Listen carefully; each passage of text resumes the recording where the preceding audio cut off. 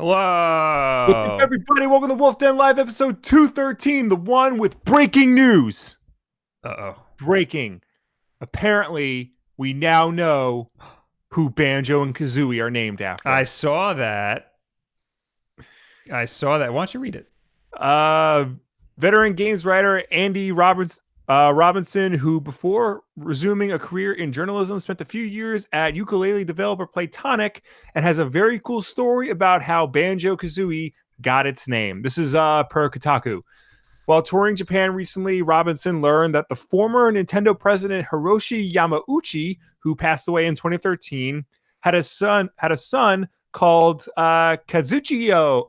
Yeah, Kazuchio Yamauchi, whose name is more commonly shortened to Kasuchi, as in Kazooie. And Hiroshi Yamauchi has a grandson called Banjo Yamauchi. Now, how do you spell that? Wait, like Banjo. Do you have the article? Yeah. I need to see this article. All right, I'll throw it in the keep. Put it right at the top. Because that's not a normal name. No. Of course, the dog starts barking now. Yes.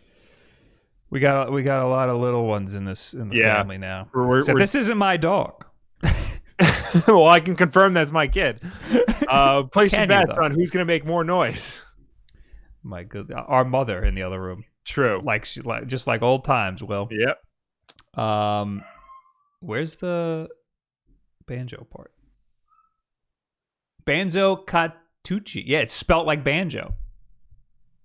They didn't even try. Yeah. All right. Well, anyway, how's everybody doing?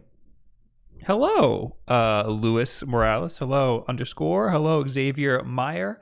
Hello, that dude. Hello, Rock and Val. Hello, everybody. Hello, anyone and everyone who is here tonight. And a special hello to Rue in the other room. Gene Koff Morales, Bryce Gagner, The Bear 339, Sam Sindelar, Aiden, Menu, Ahmad Le McGower. Yep. 7, Rusty Shackleford, and Ann Leslie. Thank you all, everybody. Appreciate all y'alls. Love y'all so much. Yeah. We got like a lot. Surprisingly, yes. Yes, we do. List to talk about. I always say it's surprising, but this one is extra surprising. Yeah, because nothing happened. You know what it is? There's a lot that happened during the week. Some of it's old news for people. Yeah. But it's important to talk about. Mm-hmm. Like, I had the top story, in my, I put it in the notes, like, on Sunday. I thought I muted this. Get out of here. Yeah, so it's been a while. Yeah. Sony put out a little survey to people. Okay. I'm following. To their PlayStation. Who do they give it? Well, I'm just going to read the article. Okay. Where's the screen? Boop. This is according to Push Square. Sony's doing some research into PlayStation 4's popular remote play feature, potentially teasing some tantalizing new ways to play. As part of a survey shared on Reddit, the manufacturer asked whether respondents would be interested in streaming their games to other devices like the Nintendo Switch or Apple TV. You'd think that would be really exciting information to a lot of people. Yeah, that's a big ass deal. It also asks whether users would be enticed by an offline version of remote play. Okay, so magic is what they mean. Yeah, I'm not sure how that would work, but though it doesn't elaborate on how this would work, how this would actually work. Right. Elsewhere in the questionnaire, the platform holder posits the possibility of playing previous generation games such as PS1 and PS2 via remote play. There are also references to minor quality of life improvements, such as the removal of unused controls on touchscreens to free up display space. But perhaps most interestingly of all is reference to a smaller, portable, on-the-go DualShock, which would include a screen, did they say that? And allow you to play your games in a more convenient Wii U-esque format. Now, I don't remember that part. I remember seeing that, but I wasn't sure like what exactly they meant. But now that you read it out loud, they are basically just talking about the Vita. Yeah, I don't know why they're saying Wii U-esque format. Well, because That's I a guess Vita. because the Wii U tablet was literally just a tablet. Well, it's streamed. You're right. Yeah, and it only worked with the Wii U. The Vita was a more powerful device that was capable of doing more, I guess. Yeah, but the Vita also had remote play. True. But I see where they're getting at. Yeah. They're all interesting ideas, and while they're unlikely to all be in active production, it's fascinating and fantasizing to learn a little more about where the Japanese giant's mind is at. How do you think remote play could be improved? Play anywhere in the comments section below. I think it'd also be interesting to look at the survey that they sent out, because everybody was going nuts about the PlayStation Now on Switch part. Yeah. But a small DualShock sounds really cool. So I guess somebody got this survey. Does it say where they got the survey from? I just took a survey for Sony regarding their remote play, and there were some interesting questions that possibly hint at upcoming features. Using remote play with the PS4. Yeah, okay. But where did he take the survey from? And is he gonna get sued now?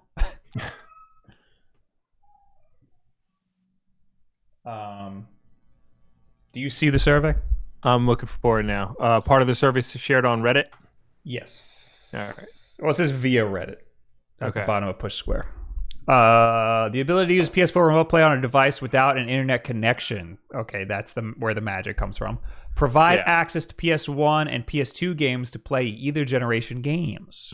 Of course, we would want that. It's shocking that they haven't made that a thing already. Is this survey just going to be yes across the board? The ability to view all devices currently using remote play to select the video quality / audio quality you want for a device you plan to use remote play for. Sure, why not? I mean, if you're offering. What else we got here? We got parental controls to help parents control how children use it. Sure, why not? Whatever. As a father, I think that's very important. Yes, because she's going to be... You know what? It's going to be no time, Will. She'll be playing in no time. She'll be playing a Switch. Yeah. Okay. If Uncle Bob has anything to say about it. Also, I mean, what's she going to play on PS4? I think I got Lego Batman. You going to get her the new PS5? Yeah, true. She's going to barely be able to... She's like the size of the controller. Yeah.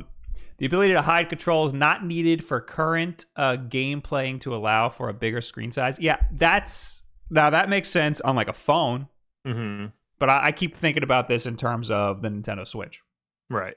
So when they have they're talking about having the overlay of the controls on the screen. So like if you're going to be playing on a phone, which is not a good experience, don't do that. Yeah. A slim / portable DualShock controller that is easier to carry on the go. That's what I heard. So, but does this mean it's going to have a screen?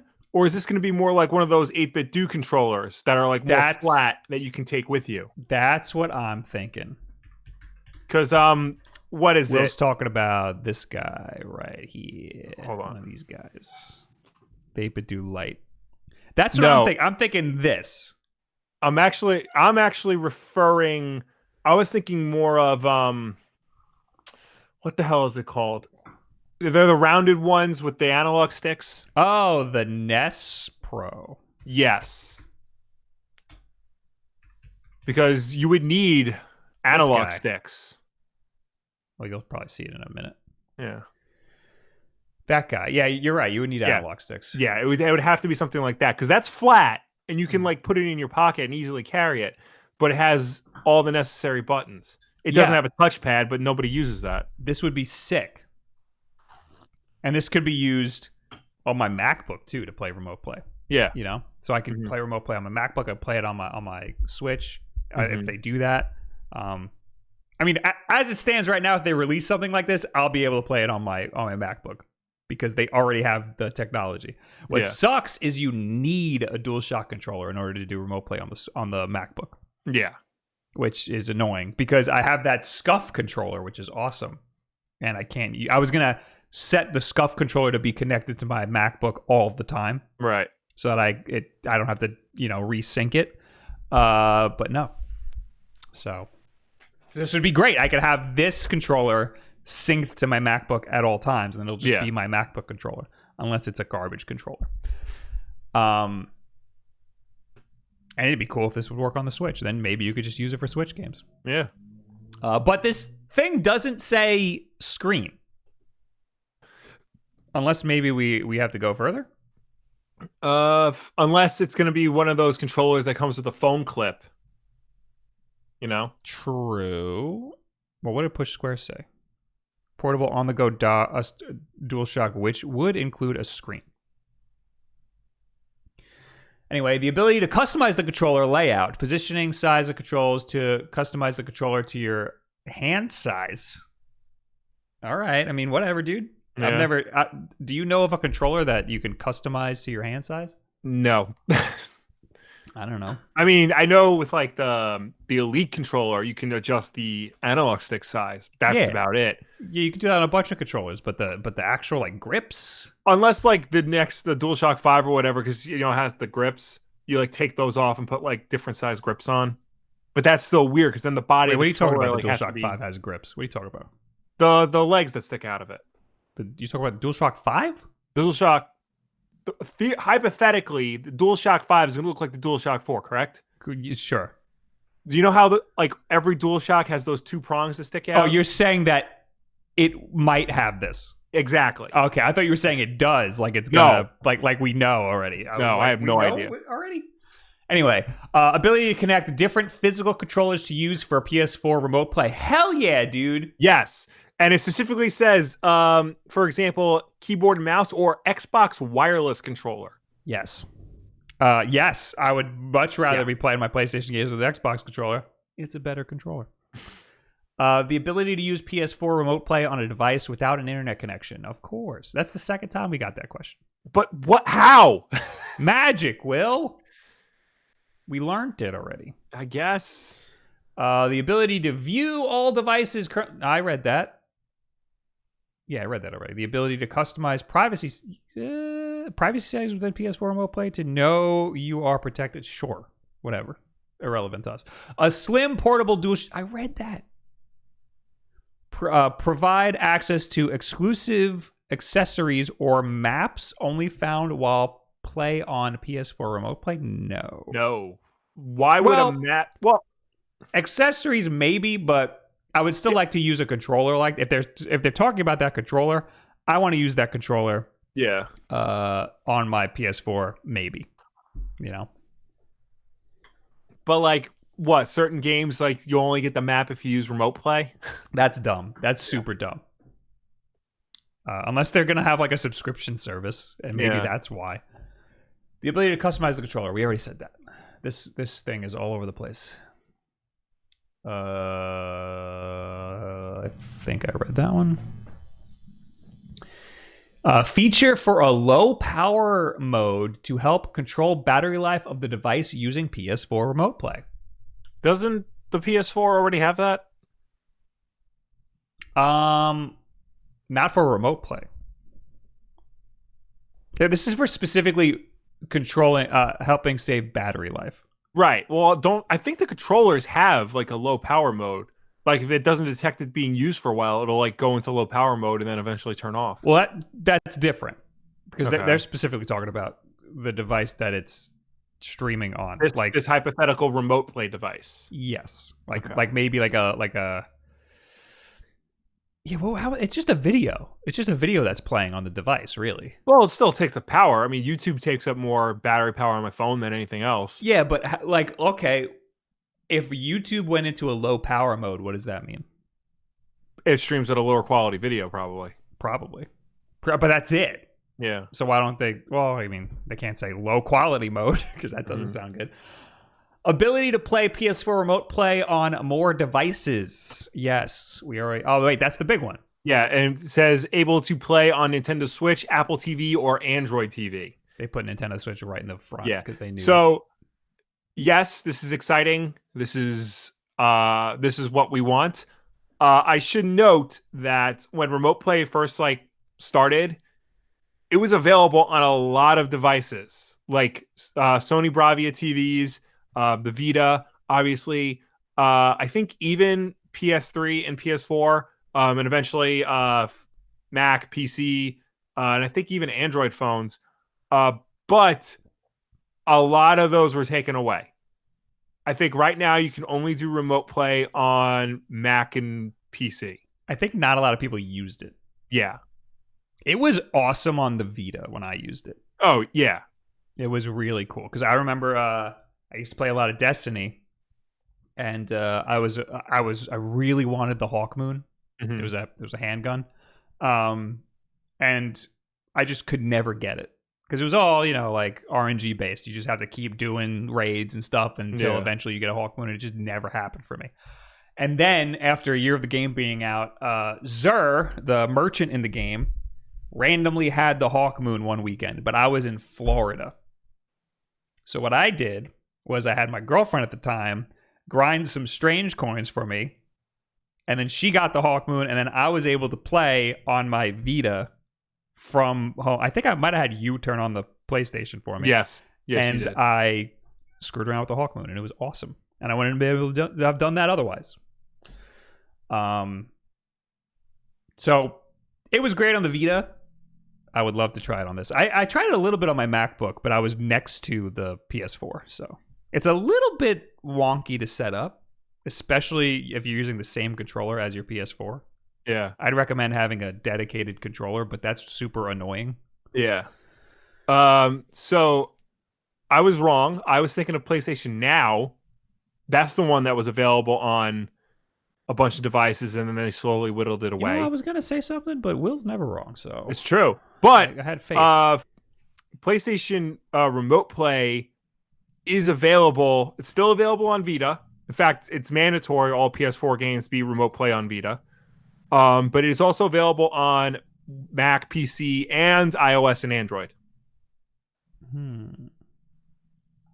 There is just a few more. There's like two more things on this. Yeah. On this thing, the ability to adjust the sensitivity of on-screen controls. Of course, don't use on-screen controls though. How appealing do you find the following features? Oh no, that's just the beginning. This guy uploaded all the images backwards. The ability to view the Wi-Fi connection strength to see how strong the Wi-Fi connection is. Sure. Yes, you're gonna need that. The ability to use PS4 Remote Play without a PS4 connected to the internet. We read that already. Feature magic. We for get low power. Yeah, we get it. So it's really exciting to be able to play PlayStation games on the Switch in any capacity. I think this is a real possibility that's going to happen sooner than we think. Mm-hmm. Like possibly when the new consoles come out, or maybe next year. That's a wide window, but this year or next, like late this year or sometime next year. I would say once the new consoles come out, we could be seeing this stuff happening on the Switch. And this isn't like an announcement or anything, but I think that the fact that they're thinking about it means a lot because this is Sony we're talking about. Yeah. This is not something Sony would normally do. Mm-hmm. And there's more evidence to this. Last year, we talked about Project xCloud coming to the Switch. Do you remember that? Yes. Sorry, I was just doing something on my phone. I do remember that because this is around the time when Microsoft started bringing their games to the Switch and started doing cross-play with Switch games. So this article is from Nintendo Insider from a year ago, February 22nd, 2019. Mm-hmm. This week, a rumor has swirled that Microsoft is preparing to support Nintendo Switch with Project xCloud. The ambition for their, quote, state-of-the-art global game streaming technology is to offer you the freedom to play the games that you want on any device. In this scenario, that would be the portable home console. That rumor comes from our good buddies at Direct Feed Games, who reports that such a move will be supported with Xbox Game Pass, the Netflix-style subscription service, coupled with Project xCloud becoming the means with which those on the Nintendo Switch will be able to diversify the games library that they have access to. Mhm. Importantly, the streaming technology will open the door for games that are otherwise too technically demanding for the portable home console to handle. This comes after it surfaced that Microsoft is to host an upcoming session at GDC 2019 next month called Xbox Live: Growing and Engaging Your Gaming Community Across iOS, Android, Switch, Xbox, and PC, with plans to reveal a new cross-platform Xbox development kit. The company has looked to help developers to connect players across these platforms. That's what we're getting at here. Yeah. They hosted a GDC conference talking about their streaming service, and they specifically mentioned Nintendo Switch on it. In fact, that happened last March. So usually they have GDC sometimes will post the videos, Mm-hmm. and they don't get a lot of views. And it's like, yo, these are really interesting. Let's see if it's there. I would love to watch it. No, not available. Yeah, I would love to watch that. But that's what I'm saying. Xbox, we've known that Xbox is gonna lean heavily into streaming. Mm-hmm. So a whole year ago they were talking about possibly going to the Switch, and now PlayStation's like, I guess we got to do something too. Yeah. And there's a lot of people who would say that streaming on mobile devices isn't anywhere near where it should be right now. It's not good. It's not fun to play a streaming game. It's never going to work, and blah, blah, blah. But we already have it. We have examples of this working on the Switch. We have freaking Assassin's Creed Odyssey in Japan. Also Resident Evil 7. Yes. Which I believe was the first game on the Switch to try cloud streaming in Japan. There might be more. I think there is. I remember Resident Evil 7. These are all only in Japan, though. Yes. And they were a big success in Japan. I remember Resident Evil 7 sold a lot. Yeah. Of course, you need an internet connection in order to do it. And Japan has an amazing internet infrastructure. Yeah. It's a lot better than what we have. Mm-hmm. You know what I know? When I was in Japan, Will, Yes. all of the hotels just had Wi-Fi passwords. It wasn't one of those things like you have to type in your room number or like log in and like select your plan or whatever. No, it's just here's the password, and it's just like a home Wi-Fi. Wow. I know. It's crazy, right? Wow. And the internet was good. Just you didn't have to upgrade anything. So they're set up. What a science fiction country. What a wacky world. They should charge people for that. Yeah, you could make a lot of money off internet. So it works there. Another problem people might say is that you're not owning these games. Yeah. Like 10 years from now, you're not going to be able to play Assassin's Creed Odyssey on your phone, on your Switch. Yeah, like if that server shuts down, you lose access to that game. Yeah. But if it's something like PlayStation Now or Project xCloud, you're paying a service. Yeah. You're paying a monthly fee. You're not necessarily paying for the games individually. And that doesn't mean you can't pay for the games individually. Get a PlayStation. And then you could do that. Yeah. But if you want to play on your Switch, a monthly fee sounds great. You know what? Honestly, it might be a monthly fee plus the price of the game, though. And that would suck. Another argument is that how are they gonna handle multi-platform games? So like Overwatch is on the Switch. Right. If you want to buy Overwatch to play on your PlayStation Now or whatever, to play on your Switch through that, is Nintendo going to allow that? Are they not going to care? So, I mean, theoretically, the way it should work is that, the game itself just gets beamed to, like, I guess you can call it a container. Mm-hmm. And then the system just reads whatever in that container. Oh, like an iframe. Basically, yeah. Mm-hmm. So it's sort of like how with video files, like in a VPN. Yeah, like a VPN. I was gonna say like video files. There's the codec, and then there's the container. The codec is the actual file format of the video, like H.264, and the Mhm. container is the file extension that reads that codec, like A nice, MP4, MOV, MPEG. a nice wrapped up little package. Exactly. So you're saying that once it opens up, PlayStation can or Sony can do whatever they want. Yeah. Okay. I think as long as they're paying a service, and like if you want PlayStation Now on your Switch, you got to buy the service through your Switch. Yeah. And you buy it through the eShop, and then they get a cut off the top. If you want to buy individual games, I don't know how that's going to work. I'd imagine it'd be through remote play. Yeah. Or maybe they could just be talking about games that are available on PlayStation Now, which isn't all new games. Is it any new games? No. Yeah, it's all old stuff, right? Yeah. They have PS4 games on there, but it's not anything recent. But xCloud does have new games. Yes. Well, Game Pass has new games. All Microsoft first-party games go to Game Pass immediately. What about xCloud? I'm assuming once xCloud is like out of beta, it will have something similar, because they've been really pushing Game Pass as like, just sign up for this service, you'll get all Microsoft stuff day one.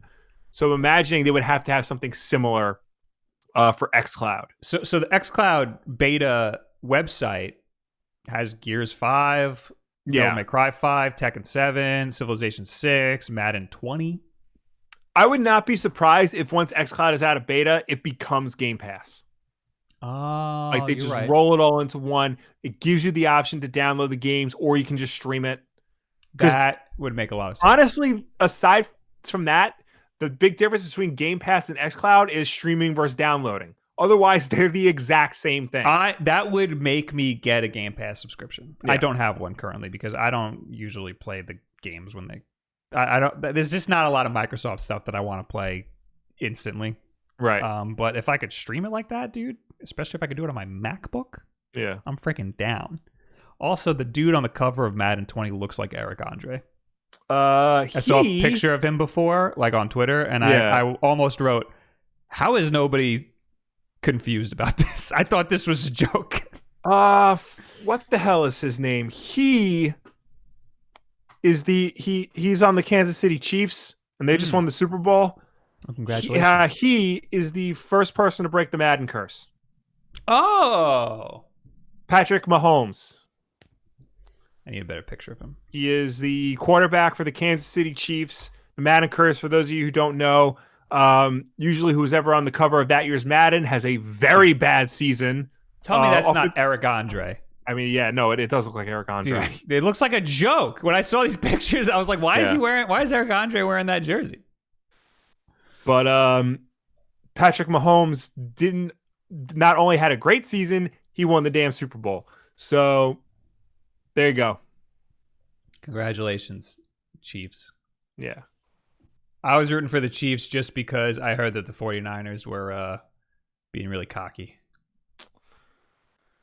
I believe it. And I wasn't paying attention to the game at all. So anyway, the point here is that I think we're very much getting a lot more streaming services brought to the Switch, because all these companies are learning that they're not really. It's better to be on multiple platforms with First of all, it's better to sell people a subscription service. Yes. I mean, not for us, but for them, because you're guaranteed more money. Like, I pay Xbox and PlayStation online. When was the last time I used that? Yeah. I use it in Death Stranding to see where other people are pissing, and that's it.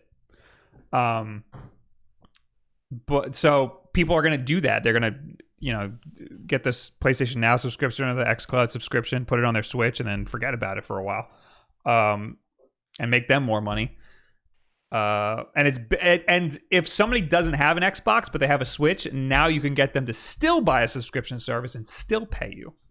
So that's just it's better to break down the barriers and just sell to as many people as you can, no matter what device they have. Yeah. So that's where I think that's going. We have another related story. We should well, actually, before we do that, I am Shadow Price. Thank you for the Twitch Prime sub. Thank you. Anybody in the chat saying anything about this stuff? I've been ignoring the chat.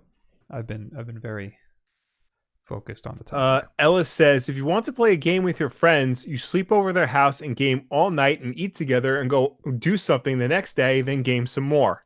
So that's just living with that's just having person. A life. That's just you're living at you got to go home at some point. Yeah. Anthony Anderson question: do you feel internet connection and controllers are the biggest problem with cloud gaming or something else? Internet connection, 100%. Internet connection is the number one biggest problem with cloud gaming right now. Controllers, I don't know, because that's a simple solution. Just let us use whatever controller we have. Yeah, that's just making sure whatever controller you want to use is compatible.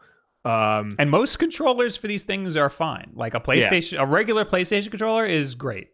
Yeah. I know I crap on it all the time and say Xbox is better, but that doesn't mean the PlayStation controller is bad. Yeah, no, the DualShock 4 is a great controller. It's just that the Xbox One controller is better. Yes.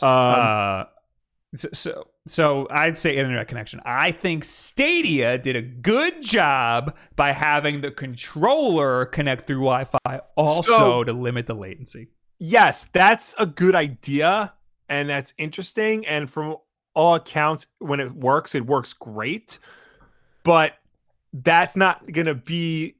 That's not going to be a good solution for everyone. Not everyone is going to have a Wi-Fi controller, and in most cases, it's easier and cheaper to use a Bluetooth controller. Well, yes. Listen, if that's all you got, that's great. Yeah.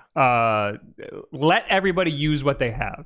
Mm-hmm. But if they're going to release a DualShock 5 that's slim specifically for PlayStation Now, then why not put Wi-Fi in it? I saw you not paying attention at all. No, I'm paying attention. Nobody cares about me. I saw a picture of your baby on my phone too. My wife is trying to distract us. Joaquin says, "Congrats, Wulff Dad, Granddad, and Uncle Bob on the new member of your family. Thanks, Thank man. Little baby Bruce Wayne. Yeah. Nate Bauman, didn't Razer remove Wi-Fi connection from their controllers? It had Wi-Fi connection? Remove? I didn't even know Razer had Wi-Fi controllers. I didn't know that either. Is that the Jungle Cat? I should have gotten my hands on that thing. I gotta be more out there, you know? Yeah, get your finger on the pulse of gaming hardware. Yeah. Listen, nobody else did a multi-shine controller review. True. All right. Somebody left a comment on like my last week's video or something. There was some video and they were like all mad that you don't do anything unique. You just copy everyone else. I was like, listen, man, there's so many of us and we all do the same thing. Yeah.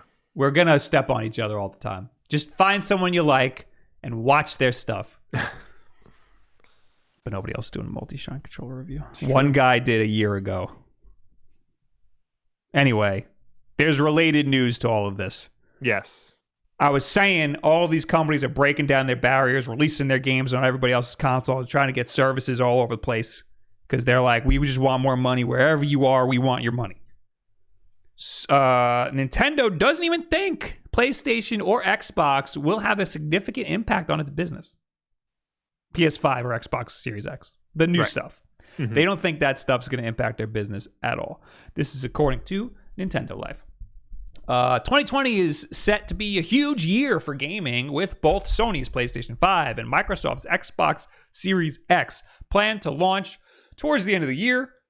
As its largest rivals release upgraded tech, it would be understandable for Nintendo to be concerned about what impact this might have on Switch as we enter 2021 and beyond. But that doesn't appear to be the case. Do you think they said beyond on purpose? Yes. In a newly published Japanese Q&A with translations provided by VGC, Video Game C, Nintendo President... Video Game Chronicle. Oh, Nintendo President Shuntaro Furukawa previously discussed the upcoming rival consoles with investors. Quote, we will explain the specific figures for the next fiscal year in our next fiscal year announcement. But I think there will certainly be a change in the environment as new products of our competitors appear, he said, going on to highlight his belief that the target audiences for Switch and its competitors are different. Because of that belief, Furukawa added, quote, we do not believe that the business trends of other companies will have a significant impact on our business. So I think that also includes Xbox. Yeah. Just last month, NPD shared a survey which suggested more than 40% of Switch owners located in the U.S. also own a PlayStation 4 and or Xbox One. I believe that. Yeah. NPD Group's Matt Piscatella also noted that he doesn't believe Switch's rivals will have any meaningful impact on its sales in 2020, saying the Nintendo Switch, quote, isn't a substitute to these rival systems. I agree. I've been saying forever that the Nintendo Switch is a great ancillary console to the one that you already have. Yes. That accidentally becomes your primary console. Exactly. It is definitely my primary console. Yeah. But I was always saying at first, you should have a PlayStation or Xbox to play the newest AAA stuff. Right. That's multi-platform because it's going to play them better. But I don't even like half of those that come out. They're all the same. They're all like every freaking Ubisoft game plays like The Division. Every freaking Call of Duty is exactly the same. Every Assassin's Creed is exactly the same. So I don't even freaking play those anymore. You know? Yeah. Death Stranding. Hell yeah. It's different. It's cool. It's wacky. Dragon Ball Z Kakarot. That was actually really good. Also, too, publishers are getting better at finding ways to put their games on Switch. Yes, that too. Well, because they're seeing the appeal and the giant user base that it has. And it's not, and like it hasn't necessarily been the Switch version. It's the same game with this like graphical downgrade. Yeah, that's something. So when the Switch first came out, I was expecting to see a lot of games on this, like a lot of publishers drop games on the Switch, like AAA stuff. But I was expecting it to be like the Wii version, like when the Wii was around. Yeah. The Wii just got dumped with every game ever.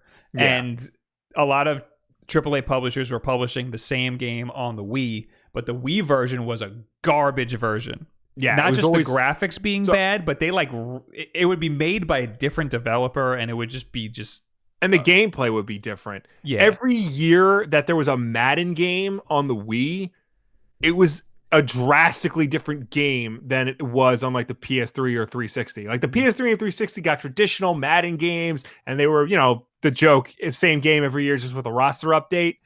The Wii version of those same Madden games every year was something completely different. Because they never figured out how to put Madden on the Wii. I saw Did You Know Gaming where it was FIFA, I think, on the Vita. And it might have also been the Wii version. They just released the last year version. Yeah, it was on the Wii, yeah. They just changed the number and re-released it. Yeah, that is that joke taken to its extreme. Yeah, I always say it's just the same game, but like, you know, with the new number. But this time time they like literally legit the same game. Yeah. Actually did that. So. And you wonder why people hate EA. Yeah, that's like crazy. They should have gotten a fine for that.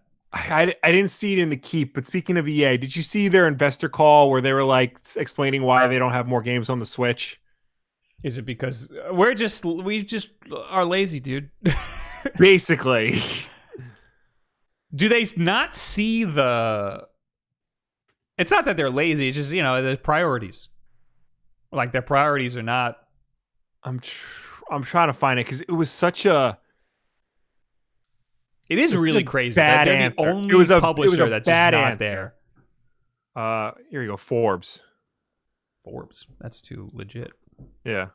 EA has a bad reason for not releasing more games on the Switch. Hell yeah, Forbes. Yeah. Get at 'em. Let me just make sure this is from a few days ago. I think this is. anytime we're evaluating platform conversations, we are looking at a couple of things. One, does the game really fit the profile of that platform in terms of control or community ecosystem? Two, do we think the community playing on that platform would appreciate the game to go there, or would they prefer to play it somewhere else? If they, all right, two problems with that. Yeah. One, what if they only have a Switch? Yes. I would prefer to drive a Lamborghini, but you know what? Yeah. And two, I have some multi-platform games, and I have multiple platforms. The game would probably run much better on my Xbox or PlayStation, but for some reason, I prefer to play it on my Switch. It's because of the convenience. Yeah. I don't care about the portability graphics. If it runs the same, if it feels the same, I'm down. If it's stable, I'm cool. I don't need it to be 1080p. I don't need the textures to be nice. So I was actually talking to a coworker at my real job about this, because I was telling him about Mortal Kombat. And like, dude, Mortal Kombat 11 is on the Switch. It's great. It's like plays well and all that. The next day he comes back and he says it looks terrible, which is true. It does. Yes. So like he would rather get it on like PlayStation where it looks good. And I'm like, but it doesn't matter. The game still plays great and all that. He's like, nah, but it looks really bad. I can't have that. And I said to him, but on the Switch, you can play it on the toilet. Yes. And all of a sudden, I'm the weird guy. What a liar. Is he not looking at his phone when he's on the toilet? Exactly. What type of savage is just sitting there staring yeah, at the like wall? Everyone's looking at me like, are you serious? Like, and I'm like, don't give me that. Y'all bring your phone into the bathroom. Yeah, or else you're a crazy person. Yeah. What, do you have a magazine in the bathroom? You read the same magazine every day? I know people who keep magazines in their bathroom for that reason, like in their home bathroom. They just read the same like article. Nobody reads magazines anymore. I know. Nobody reads anymore. Get with the times, granddad. Anyway, there's related story to this. That Eric's gonna have to cut all of our tangents out. Xbox boss doesn't see Nintendo as a main competitor either in the next gen war. There's a big picture of him. This is also Nintendo Life. With the launch of the PlayStation 5 and the Xbox Series X looming on the horizon, it's inevitable that we're going to see some posturing from the various platform holders as they try to convince customers that their black box is the one you really need under your TV. That's assuming that the PlayStation 5 is going to be black. Yeah. A few days ago, Nintendo's president, Shuntaro Furukawa, why am I having a hard time there, voiced the opinion that neither the PS5 or Xbox Series X would have any real impact on the fortunes of the Switch. Then I don't like how the article like phrased it as just the Switch wouldn't be a competitor, because I agree that the Switch isn't a competitor. It's a side piece. Yeah. It amplifies your gaming experience. Now, Xbox chief Phil Spencer has added his comments to what will no doubt be a real melting pot of sound bites as the year progresses, telling Protocol that Nintendo and Sony aren't the companies Microsoft is looking to beat in this upcoming war. And Sony? He says, when you talk about Nintendo and Sony, we have a ton of respect for them, but we see Amazon and Google as the main competitors going forward. I did not see that coming. That's not to disrespect Nintendo and Sony, but the traditional gaming companies are somewhat out of position. I guess they could try to recreate Azure, but we've invested tens of billions of dollars in cloud over the years. So that's just more evidence that Microsoft is going the way of the cloud. Yes. I put an article in there, not realizing these it was connected to this. The whole Phil Spencer sees Amazon and Google as the main competitors. Oh, okay. So you can just ignore that. Well, they see Amazon and Google as main competitors because Amazon and Google are big into cloud streaming in general. Google has already put out Stadia. There's been rumors for a while that Amazon is looking to do their own cloud gaming platform. Amazon Web Services, AWS, is the largest cloud device, whatever the hell you want to call it, in the world. And I think Microsoft's is number 2 or 3 AWS, like most websites, 90% of all websites are controlled by AWS. You remember like the big blackout that happened like a few years ago. I worked for a website at the time, and it was just go to lunch, everybody. Yeah. So that's why they see Amazon and Google as their main competitors now, because they're going to be providing streaming services, whereas Sony and Nintendo are pretty much just going to keep doing devices. And if Microsoft can get in on the devices rather than, the streaming services, they can have an upper leg against Google and Amazon. But like that makes it sound like that's all they're doing. I know it's not. I know it's not. That's the big thing they're doing. Yeah, but that's where Phil Spencer's head's at. That's where that's where the goals of the company are. That they're really putting all their stock into cloud gaming. Well, they're still putting out dedicated systems, as we know, with the Series X. But with words like that, he's like, we're going in a different direction, dude. We're not. PlayStation ain't our rivals right now. Right. Well, also, too, Sony is teaming up with Microsoft. Yeah, because that cloud infrastructure is not good. Yeah. And I guess Sony saw they could either go with Amazon or Google, or they can go with a company that has, A, has as good of a cloud service as the other guys, and B, has experience in gaming. Well, they could have also gone with Amazon, too. Yeah. And Amazon was probably like, nah, we're good. Well, no, Amazon probably would have taken it, but Sony decided to go with Microsoft because Microsoft has experience in gaming. That's true. That's a good point. Amazon really doesn't. Also, going with Google would be you're kind of helping a new player that has... Google is the only, I think, company that could enter gaming and have a chance. And if PlayStation went with Google, it would have been like just bad for everybody, because you're helping the new challenger who hasn't been around this world for so long. Mm-hmm. This is, I think, when like Sony entered the game. Yeah, we're getting to that point. That we might have another big platform come out of nowhere. And when Sony entered the game, they were coming off of a failed Nintendo collaboration, so they had knowledge of like how the game industry works. When Microsoft entered the console landscape with the original Xbox, they had put out games on the PC before. They too had knowledge about how games work. Mm-hmm. Google has Android. Really never has Android. They have Android. And also maybe Stadia is the failed console. Maybe. Well, the thing, like Android, it's just a platform to put games on. They never really made the games themselves. Mm-hmm. It's just, a storefront where other people can put their programs on. Well, some of those programs that's what Stadia is.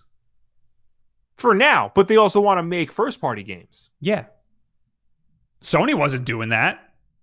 Well, when the PlayStation came out, they had first-party games. Yeah, when the PlayStation came out. Yeah. Yeah.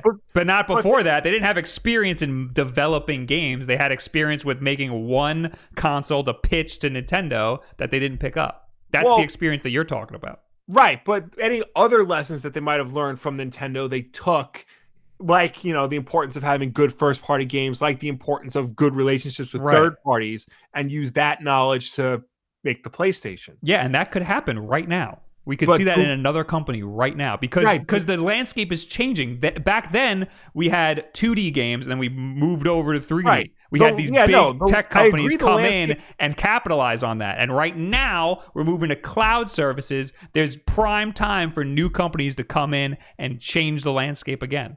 I agree that the landscape is changing. I just don't know if Google has... the wherewithal to do what's necessary. They might think they have what Google it takes. Is just one of them.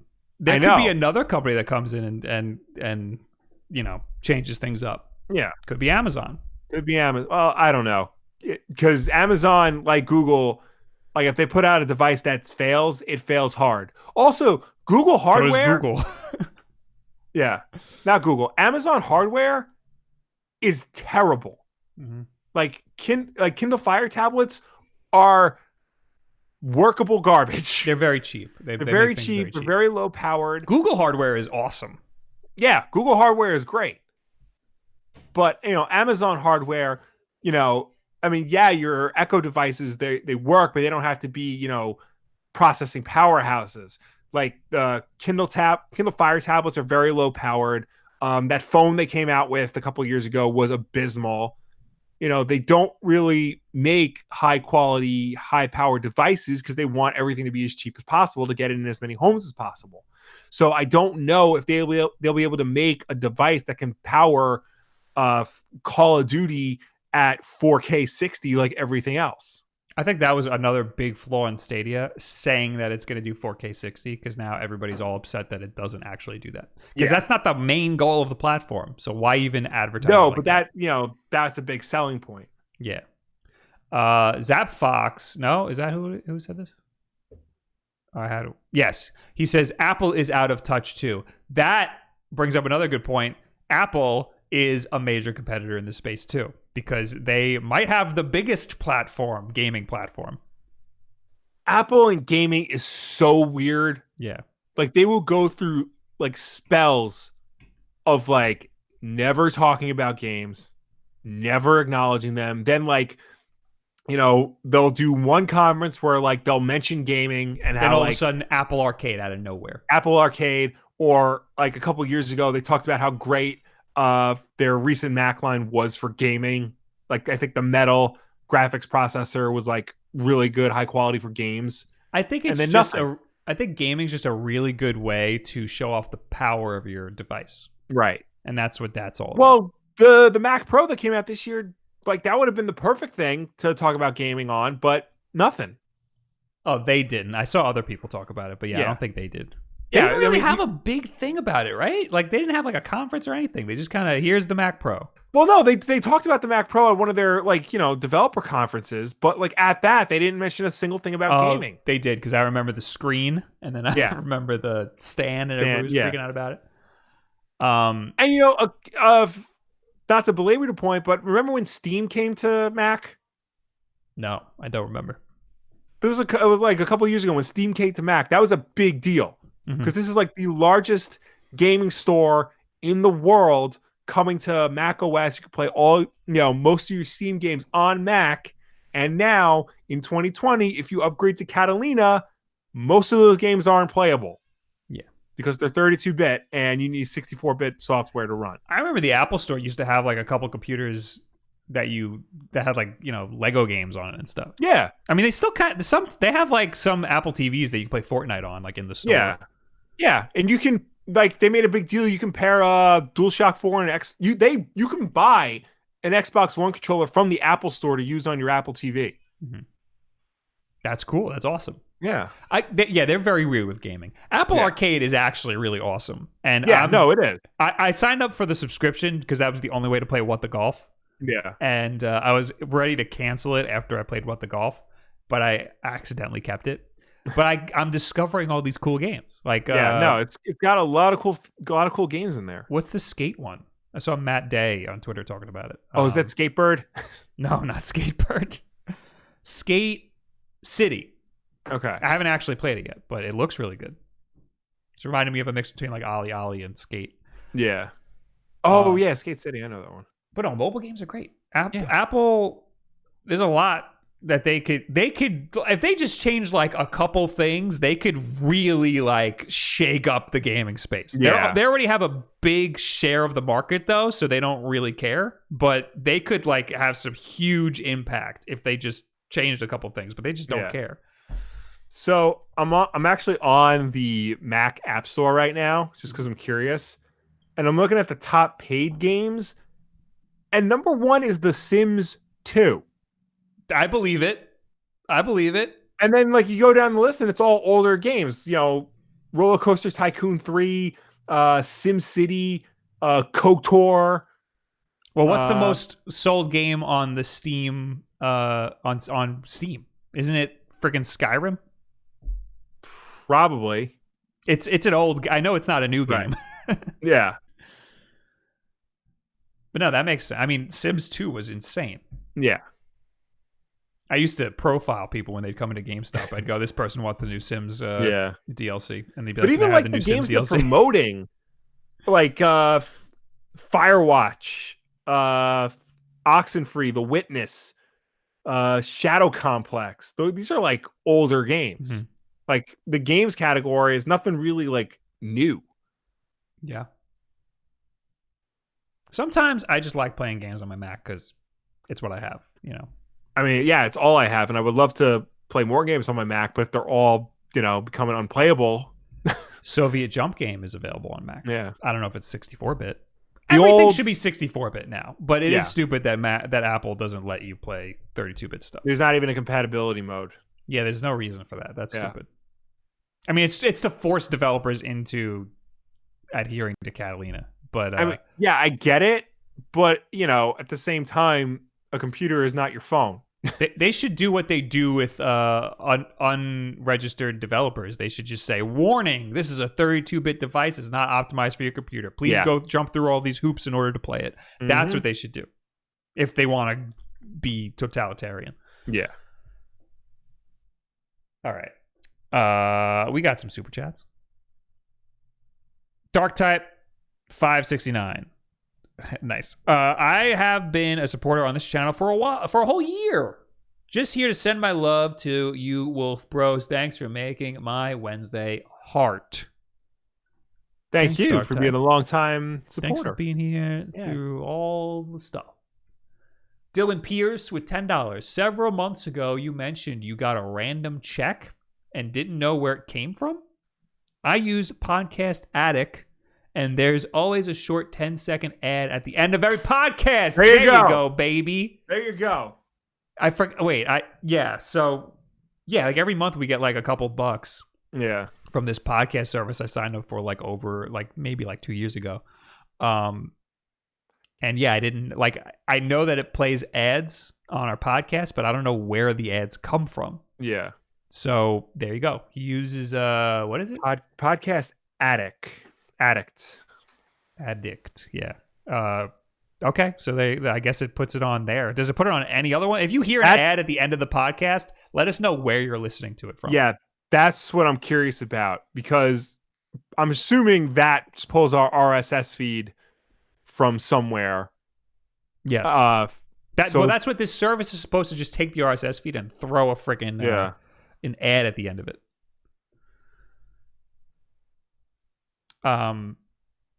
Yeah, so let us know if you have an ad and where you're listening from. If you're on YouTube, we know you're getting ads. That's easy. That's easy to tell. Also, I found out, Will, I was a little concerned because the thumbnails that I draw, they don't update on like iTunes. Like when I upload them to SoundCloud, they don't update on iTunes. Yeah. But Spotify, they update. Spotify has all of the thumbnails. iTunes takes a while to update. Well, they just don't. Like when you upload the podcast, that's the thumbnail they use, and they don't put the other thumbnail. You mean they don't put the episode thumbnails? Yeah, because I upload them after you upload the episode. Like you upload it first, and then a few hours later, I'll upload the thumbnail when I'm done with it. Right. And it doesn't update. I have to check, because I know primarily they'll use the default Wulff Den Live logo. Right. But I think every episode gets updated so that each episode has its own personal thumbnail. I need to see that. Yeah, I gotta look into it. Spotify does it, and it looks great. Everything looks great. We just got another one from Justin Coley, our good friend who has been here forever. 2 pounds. Nappy. Sorry, diaper fund, Will. Again, congrats. Thank you. Thanks, Justin. Nappy is British for diaper. I hate it. Learn English, would you? All right. Next, we got a lot to go through. Yeah. Here. We already talked about that. Oh. The Wonderful 101, Will, your favorite game ever that you definitely played, right? Never played it. Not even once. So this was one of the best games on the Wii U. which is not saying according much. to people who have played it. Yes. Well, according to Engadget, the Wonderful 101 remaster smashes Kickstarter goal in hours. Yes. This is a crazy story. We heard that there were a lot of rumors that the Wonderful 101 was going to go up on Kickstarter, which everybody was asking for the Wonderful 101 to be ported over to the Switch because nobody had a Wii U, and this was like a staple on the Wii U. One of the most popular games on the Wii U, yeah. I wouldn't say popular. I would say one of the most critically acclaimed games on the Wii U. That's the way to put it. It only sold a little over 300,000. I think 380,000 copies is what it sold on the Wii U, which is not good. It's probably good for the Wii U. But it's not good overall. Also, it's technically a second party title, which is a term we don't hear much anymore. So I think it's developed by Platinum Games, and I think Nintendo funded it. Yes, which makes it second party. Yeah, so it was an exclusive game for the Wii U. But the fact that Platinum isn't a first party studio, they develop for other platforms. That's what makes it a second party.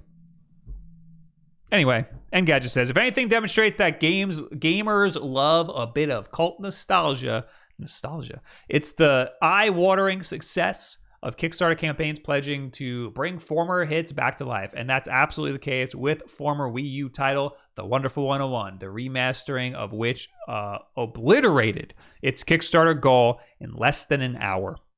Platinum Games' colorful action adventure was originally released in 2013 for the Wii U. Now it's getting the modern console treatment and will be coming to PS4, Switch, and PC, thanks to a hugely successful crowdfunding campaign that looks set to hit a whopping 1.5 million. Given the tight delivery time frames, Platinum Games says it'll ship in April 2020. That's actually pretty soon. Yeah. It's likely that development is already in the bag and that this is more of a game sale than anything else. Looking at the Kickstarter right now, they are currently at 1.3, almost 1.4 million. And the pledge, the Kickstarter, like the amount of money they were looking for is only 49,000. So there's no way, that money was going to be put towards development. This is basically just a pre-order scam. Well, all right. So, we'll get into it, but yeah, why are they having a Kickstarter? I mean, I think it's when Igarashi was developing Bloodstained, he had a Kickstarter for it, and it wasn't a very high Kickstarter goal. Yeah, I think it was only like $500,000, and he said, "This is not enough money to develop the game. Basically, we're trying to prove that people are interested in the game." Yes. And then outside investors will pledge money to it. So this is probably the same thing. This is just to prove that people are interested in it. Right. $50,000 I don't think would have made the game at all. No. I think that would have gotten it on the Switch maybe. Yeah. But so right now their stretch goals are they have a time attack speedrun version. At 1.5 million, they have Luca's First Mission, a brand new 2D side-scrolling adventure starring a young hero. They're just putting a new game mode in there. Adventure mode. And 1.75 million, a remix soundtrack featuring a secret special guest. So they have stretch goals. Yes. And it's going to be on other platforms. It's going to be on Switch, Steam, and PS4. Yeah, so there's more to this story. For one, if you pledge a certain amount, I think it's $9, you can be blocked by Hideki Kamiya on Twitter. Yes. Not everyone has had the privilege of being blocked on Twitter by the illustrious Hideki Kamiya, but that's all about to change. At a very special Kickstarter tier, Kamiya himself will tweet directly to you and then will block you forever. So there you go. Yeah. Also, Nintendo was, quote, fine with Platinum releasing the Wonderful 101 remaster on other platforms. This is according to Nintendo Life. In a recent 4Gamer interview translated by Silicon Era, Platinum Games head Atsushi Inaba spoke about getting permission from Nintendo to release the Wonderful 101 remaster on other platforms alongside the Switch version. Surprisingly, Nintendo had no problem with it. I know it's on a completely different scale, but that's like talking about bringing God of War to other platforms. I think it's a little different. But then Nintendo told us that it was fine, just like that. And now there's a chance we can release the Wonderful 101 on platforms such as PS4 and Steam if we reach the stretch goals for crowdfunding. It's to get blocked by Kamiya, you need the to pay $101 and above. Oh, I thought it was $9. No. Where did I get that from? I have no idea. I read it was on the Engadget article. No, none of the Kickstarter tiers are $9. The lowest is $36. Pledge more than 1,000 yen, about $9, for example, and you have the option to be blocked on Twitter by Platinum co-founder Hideki Kamiya. That's what the Engadget article says. Yeah, it is wrong. Oh, okay. Anyway, or maybe it was that way at one point, and then they got rid of it. Maybe. Where was I? Since this interview, both of the Kickstarter stretch goals have been reached, and Inaba added to this, explaining how the Wonderful 101 was originally developed as a second-party title for the Wii U, meaning it was up to Nintendo to decide whether or not it was re-released. So until Nintendo says let's do one for the next hardware, we wouldn't be able to release it no matter how much we ask. When Inaba was asked by VGC more recently about the possibility of multi-platform Astral Chain release, he responded by saying it was ultimately Nintendo's call as it owns the publishing rights. And I think that was the next article I had. Yeah. In the case of Astral Chain, it's an IP that's owned half by Platinum and half by Nintendo. So right now it just came out and it's too early to say. Ultimately, it's Nintendo's call, not ours. They own the publishing rights to Astral Chain. So really, we have no say in the matter. Isn't it coming to PC, though? Am I making that up? I think you are.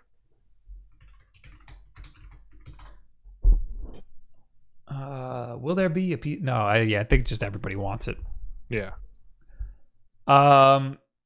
So yeah, it was a second party title. So Nintendo kind of had they had the final say on whether or not it could be on other platforms. So also they had the final say if it was going to come to the Switch or not.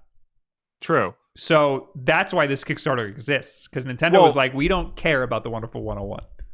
Well, it didn't remember, sell a lot. Rare was a second party developer. Mm-hmm. And then when they got bought by Microsoft, every game they made that didn't have a Nintendo IP went to Microsoft. Mm-hmm. So at a certain point, I guess second party developers, they can get the rights to their games back. Mm-hmm. So I guess the Wonderful 101 is one of those cases. Well, so yes, but since this was funded by Nintendo, they need the okay. Something like God of War is different because that's a first-party game. Perfect Dark was funded by Nintendo, mm-hmm. and that's now on Microsoft system. Yeah, I'm not saying that it's something that can't happen. Right. I'm just saying that it needs to be there needs to be some dealings involved. And in this case, Nintendo is just like we don't care. Nintendo.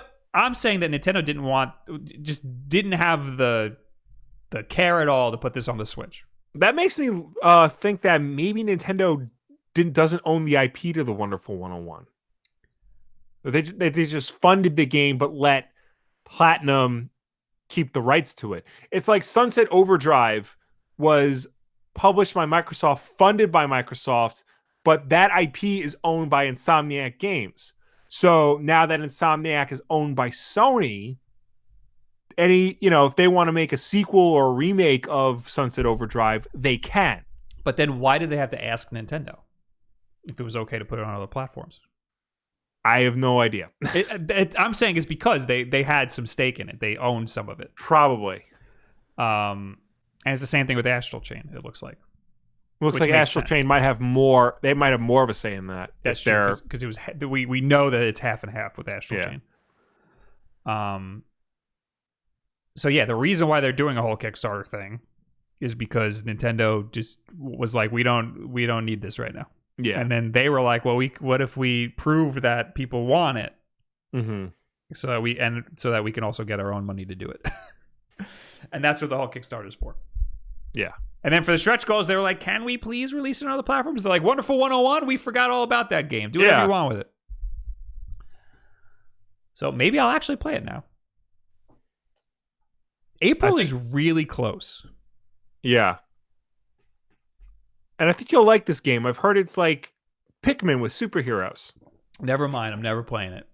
Not going to touch it. I mean, I don't know. It kind of does look like Pikmin, but I doubt it plays the exact same way. So you control 101 different heroes. Yeah. That's how it goes, right? Mm-hmm. Never mind. I was going to play a video, but I got an ad and I got frustrated and I left.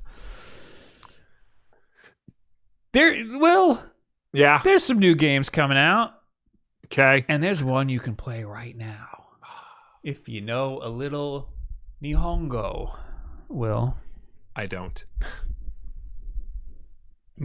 Persona 5 Scramble. Japanese demo goes live on the Nintendo Switch. As had been previously promised, a demo for the upcoming Persona 5 Scramble has now been released for Nintendo Switch. If you want to give the game a go before its launch, here's your chance. You can access the demo by logging onto the Switch eShop with a Japanese account. If you don't have one already, it's not too complicated to set one up. Once you're logged in, go down to the third tab on the left-hand side below the one called New, and you'll see Persona 5 Scramble listed.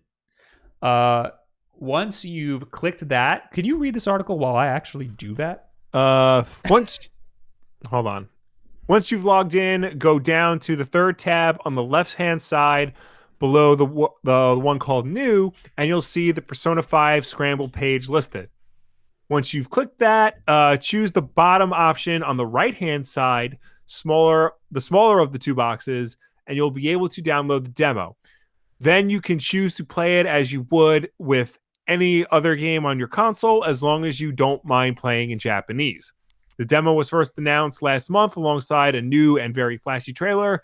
The game is scheduled to launch on the 20th of February in Japan, although no Western release has been confirmed yet. I wasn't paying attention. Which tab on the side? Choose the bottom option on the right-hand side, the smaller of the two boxes. Bottom option on the right-hand side. There is no right-hand side. Everything's on the left. Oh, on the left-hand side, go down to the third tab, the one below the one called New, and you should see Persona 5 Scramble page. Below the... Oh, yes. You got it? There it is. Persona 5. It's on screen for everybody if you want to see. And then I have to click the second one, I think, right? Okay. The smaller of the two boxes. Yeah, it's downloading right now. There you go. Did I do it right? Oh, there it is. It's downloading. It's going to be Nice. all in Japanese, though, so I will never be able to play it. Yeah. But that's how easy it is to download a Japanese demo. And it's good to have a Japanese account for stuff like this. A lot of times, they'll do it in English. They'll have like an English option. Mm-hmm. In this case, I don't think there is one. So Probably not. And so all the menus are going to be in Japanese. It's going to be a whole problem to try to play it. But I'll give it my best shot and see what happens. It's free. So if you just do what I just did, after you making the eShop account is really easy. Yeah. But after you do that, you can give this a shot. Well, actually, Sonic Forces was released in Japan first. So the Japanese demo was first on the Japanese eShop. And that's how I got to play it quickly. And that was in English, I think. Yeah. Okay. So everybody do that if you care about Persona. All right, let's really quickly talk about Sakurai and Smash Brothers. Listen, we got another Fire Emblem character in the DLC. Everybody's mad about it. They wanted some wacky, out of left field character, just like Piranha Plant, right, guys? Sakurai knows Smash Brothers has too many characters, has too many Fire Emblem characters, but it's Nintendo's fault. He's throwing the blame. I'm not going to read the whole article, but in an interview in an upcoming issue of Famitsu, an excerpt of his regular column has leaked online, with early translations suggesting that he agrees that there are a lot of fighters from the series as well as a large number of sword fighters. According to this translation, it says the new fighters were not decided by my own favorites. They're brought by Nintendo. This time, I'm bringing the experience to play as the protagonist of a game you can play now right away. So I tried to start working on a title where the original game was still in development. I don't know what that means. I understand as well there are too many Fire Emblem characters, and there are also too many sword users. But it has been decided like that, so I just proceed as is. There are other things I must think about more. Since there are so many sword users, I bring in tactics exclusive to each fighter. The 3 hero relics owned by the 3 houses leaders are being included in move inputs. I think that's the different weapons that he has, or she has. So Sakurai knows. He's blaming Nintendo on it. Of course, it's already been said that in the past that Nintendo is responsible for the chosen DLC fighters, but in another early translation provided by Push Dustin, Sakurai reveals that a character he liked, quote, wasn't given preference. Nintendo had chosen Byleth, and work began while 3 Houses was still in development. Byleth's multiple weapon moveset was included as a way to mix things up. So he took what he was kind of forced to do and made it usable by having all the different weapons. Yeah. In Smash Brothers, the reason why sword fighters or people are annoyed with sword fighters is because they have a really long reach. Byleth has the longest reach. So he kind of just made it worse. But Byleth's fun. You have not played Byleth at all, right? Nope. Don't even remember the last time I played Smash. Cool, man. Also, on the note of Iwata, Smash Bros. Ultimate was Iwata's final mission for Sakurai, and he doesn't know what he'll do next, says Nintendo Life. In an interview translated by Silicon Era, Sakurai opens up about the day he heard Iwata passed. Before I took the phone call, I felt sluggish for some reason, like my body felt heavy. When my grandfather and grandmother passed, I had the same feeling, like I feel sluggish today, and then finding out they passed away. Something like that happened, and for some reason, a similar thing occurred. Although I'm not one to talk about spiritual things, I wonder if I had a feeling, but I decided that either way, I'd finish the Smash Brothers project. That was the best way I could make it up to Iwata-san, I feel. He then explains that the most recent game was the, quote, final mission given to him by Iwata. So Super Smash Bros. Ultimate released, right? In fact, that was the final mission given to me by Iwata-san. That game sold that much, not just in Japan, but overseas as well, and became the highest-selling title in 2018 in Japan. People all around enjoyed the game, and it brought around the best results, and I feel thankful for this. That's also an insane feat, because it was only around for less than a month in 2018. And it was the highest selling game in Japan of 20. And it was only on one platform. Sakurai is then asked about this next mission. His next mission. Only God knows. Ha ha ha ha ha. He laughs. The current DLC we're developing right now already falls outside the mission. So he's working on the DLC, I guess. And you know what? Next, probably another Smash game. Yeah. Because he's not allowed to do anything else. No, he tried to retire like 4 times. Yeah. I think, was Brawl the last one? Yes. Brawl was supposed to be his last one. And then he got roped into 4. And then he got roped into this one. Yeah. And he's like, please let me do Kid Icarus Uprising. And then Nintendo said, okay. And then they're like, all right, guess what you're doing next? Yeah, all right, buddy. You gotta... You had your fun. Yeah. A lot of people really like that game. Yeah. I did not. I never got to play it. because I heard it was really only playable if you use that stupid stand. Stand. It came with like that thing, that like big piece of plastic. No.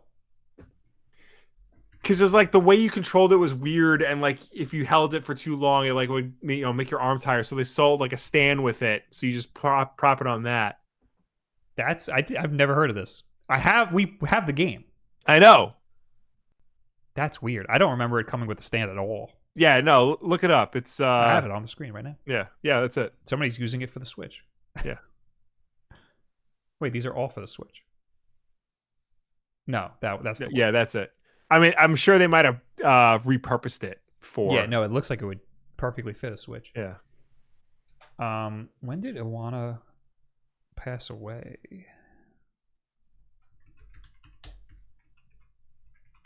It's 2013. No, not 2013. 2015. Okay.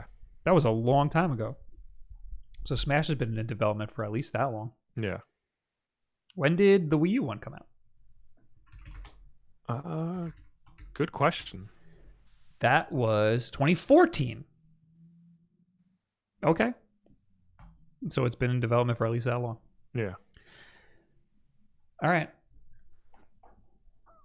So we don't know what the hell Sakurai's going to do now, but I assume he's working on the next DLC because that's all he does.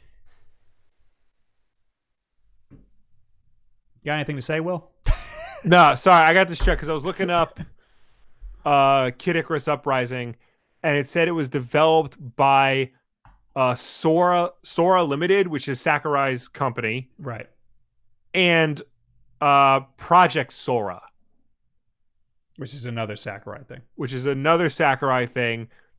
And the Project Sora has only made Kid Icarus Uprising. Sora Limited is a completely different company. I feel like these are like production houses, like for movies. Yeah. They like spring up and then dissolve. Yeah. In some cases. There's another big fighting game tournament happening, Will. It's not just another one, it's the one. It's Evo, Bob. Yeah, man. This year, Evo has a surprising lineup of games. Yes. You'll notice that Melee is not there. Hasn't Melee not been on there for a while? I think it wasn't there last year. Yeah. I think last year was the first year. But we got some other cool stuff. We got Dragon Ball Fighter Z, which I think is expected. Grand Blue Fantasy Versus, Will. Your favorite game. Yep. Let me look up what the hell that game even is. I'm sure that's like a BlazBlue or whatever. Oh, I think I saw Leffen playing this on Twitch today for like a hot sec. Yep, I did. This is a weird looking game. Samurai Showdown. There's a lot of games here. Soul Calibur 6. Fun fact, Will. You know the tournament that I was in with all the NES games at PAX? Yes. They're doing it again this year at PAX East. Yeah. And they're only doing Soul Calibur 6. Really? Yeah. So I was like, no thanks. Also, it's too, the call time's too early and I can't be there. Yeah. But Soul Calibur, no thank you, dude. I've never played Soul Calibur 6 in my life. I maybe played a Soul Calibur game one time. Oh no, maybe I played it at E3. You did, and you have played Soul Calibur before, haven't you? Well, when I say I played Soul Calibur, I played a lot of Soul Calibur 1 and 2. Yeah, I never really like play. I don't follow it like I do Mortal Kombat. Well, I didn't even play 1 and 2. There's no way you never. The first one was like the Dreamcast game. Anybody who had a Dreamcast at the time played it. I mean, we didn't get it till later because we didn't get a Dreamcast till later. But everybody who had a Dreamcast at the time, that was the game you got, was Soul Calibur. If we have it, I might have touched it, but not much. I don't think we got it until recently. Oh, well, then I don't know. Yeah. I vaguely remember touching it, maybe like at a friend's house. Yeah, exactly. Yeah. Anyway, Street Fighter V Champion Edition, Super Smash Bros. Ultimate, which is the one I'll be watching, Tekken 7, and Under Night in Birth X Late CLER. What? Hold on. I gotta do this again. Under Night in Birth EXE : late bracket CL-ER. ER close bracket. Last year they played under night in birth exe late bracket st. Oh, different game. Different game. This It is a visual novel and 2D fighting game. Whole new meta in this visual novel. Yeah. Are we going to see part of that in the tournament? I hope so. Wait, how come I keep hearing Marvel vs. Capcom? Oh, yeah. Marvel vs. Capcom was one of the games. So why is it not in this list? That's the big. I was hoping it was leading up to that. That's the big news, is that Marvel vs. Capcom 2 is part of it. Yeah. Oh, Evo organizers will also hold on. Oh, it says at the bottom. Hold a special invitational tournament featuring Marvel vs. Capcom 2 for the fighting game's 20th anniversary. Oh, okay. There you go. So it's not part of the actual, selected games, but it's a special tier. That's not as cool. It's still cool that it's still cool that it's there. But yeah. 8 players, including 4 former Evo champions, will take part in what Evo organizers are calling the... God, I hate this so much. 20 ornament of champions. They put 20 and ornament together in the same word. They spelled tournament with a 20. That is somehow worse than under night in birth ex e dot late CLER bracket your mother. Okay. I will watch that. Yeah. If it's not at a weird time, because it seems like an invitational thing, so it's probably like a side thing. But that's like, all right, I only really watch Smash Brothers. Yeah. But I would watch friggin' Marvel vs. Capcom. That sounds sick. Yeah. There's big controversy because Mortal Kombat 11 was not selected for Evo. And this is the first time since 2011 that a NetherRealm game was not selected. Ooh. Wait, what? So, it's usually either Mortal Injustice Kombat or Mortal Kombat. Interesting. Yeah. Well, Mortal Kombat 11 has been around for a little bit. Mortal Kombat 11 was in last year's tournament. Yeah. Yeah. They don't have a new game, right?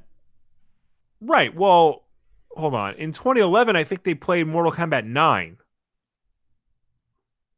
which came out in 2011. Never mind. It seems like they favor the newest stuff, which makes sense for them. No, they do. But, I mean, even still, because Injustice and Mortal Kombat are not on a yearly schedule. It's not like Call of Duty where it's one every year. Right. So they would still play it until the next one came out. But, that's why they have Under Night in Birth EX late CL-R and not Under Night in Birth XE late S something? Yeah. Right. But then you have stuff like, Samurai Showdown and Dragon Ball FighterZ. Those are just popular games. Yeah, and Smash Brothers. Street Fighter 5. But the Champion Edition is new, I think. Last year was the Arcade Edition. Champion Edition, February 14th of this year. Yeah. So it's not even out yet. So yeah, I kind of want to go to Evo. Yeah, Evo is like the only tournament I care about because I can see what's happening in fighting games. Like I understand it. Yeah, that's what I'm saying. Like fighting games are so easy to track what's happening. Yeah. You need to know the game to get like the crazy stuff. Like if there's like crazy combos going on, or if you need to know some of the characters. But the initial idea is there. There's a life bar. You see it get whittled down. There's only one camera and there's 2 guys. Yeah, it's like watching like boxing. Yes. You get what's going on. But if you're like super into boxing, you understand the minutia of it and you understand why, he's throwing that punch instead of this punch and why like he's backing him into a corner and things like that.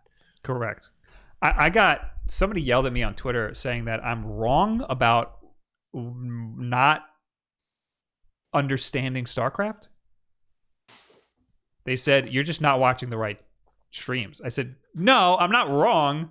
I've just never played StarCraft. So how am I supposed to know what's going on? No, you're not wrong, because every time I look at StarCraft, yeah, it doesn't make like, if for somebody who's never played StarCraft, it doesn't make sense. It's an opinion. How can I be wrong about an opinion? Or how can I be wrong about not understanding something? Bob, I'm saying I don't understand it. This is the internet. Of course you're I'm so wrong sorry. about having an opinion. I'm so sorry. I'm wrong about not understanding something I've never experienced in my life. Yeah. Yeah. Will, it's about that time. I have to pee. Okay. So you read about Dan Houser leaving Rockstar. Okay. But first, we got a super chat. Oh, let's read So that. I'll do that.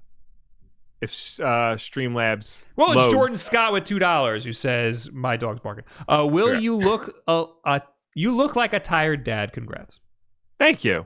I am a tired dad. She likes to cry at night specifically.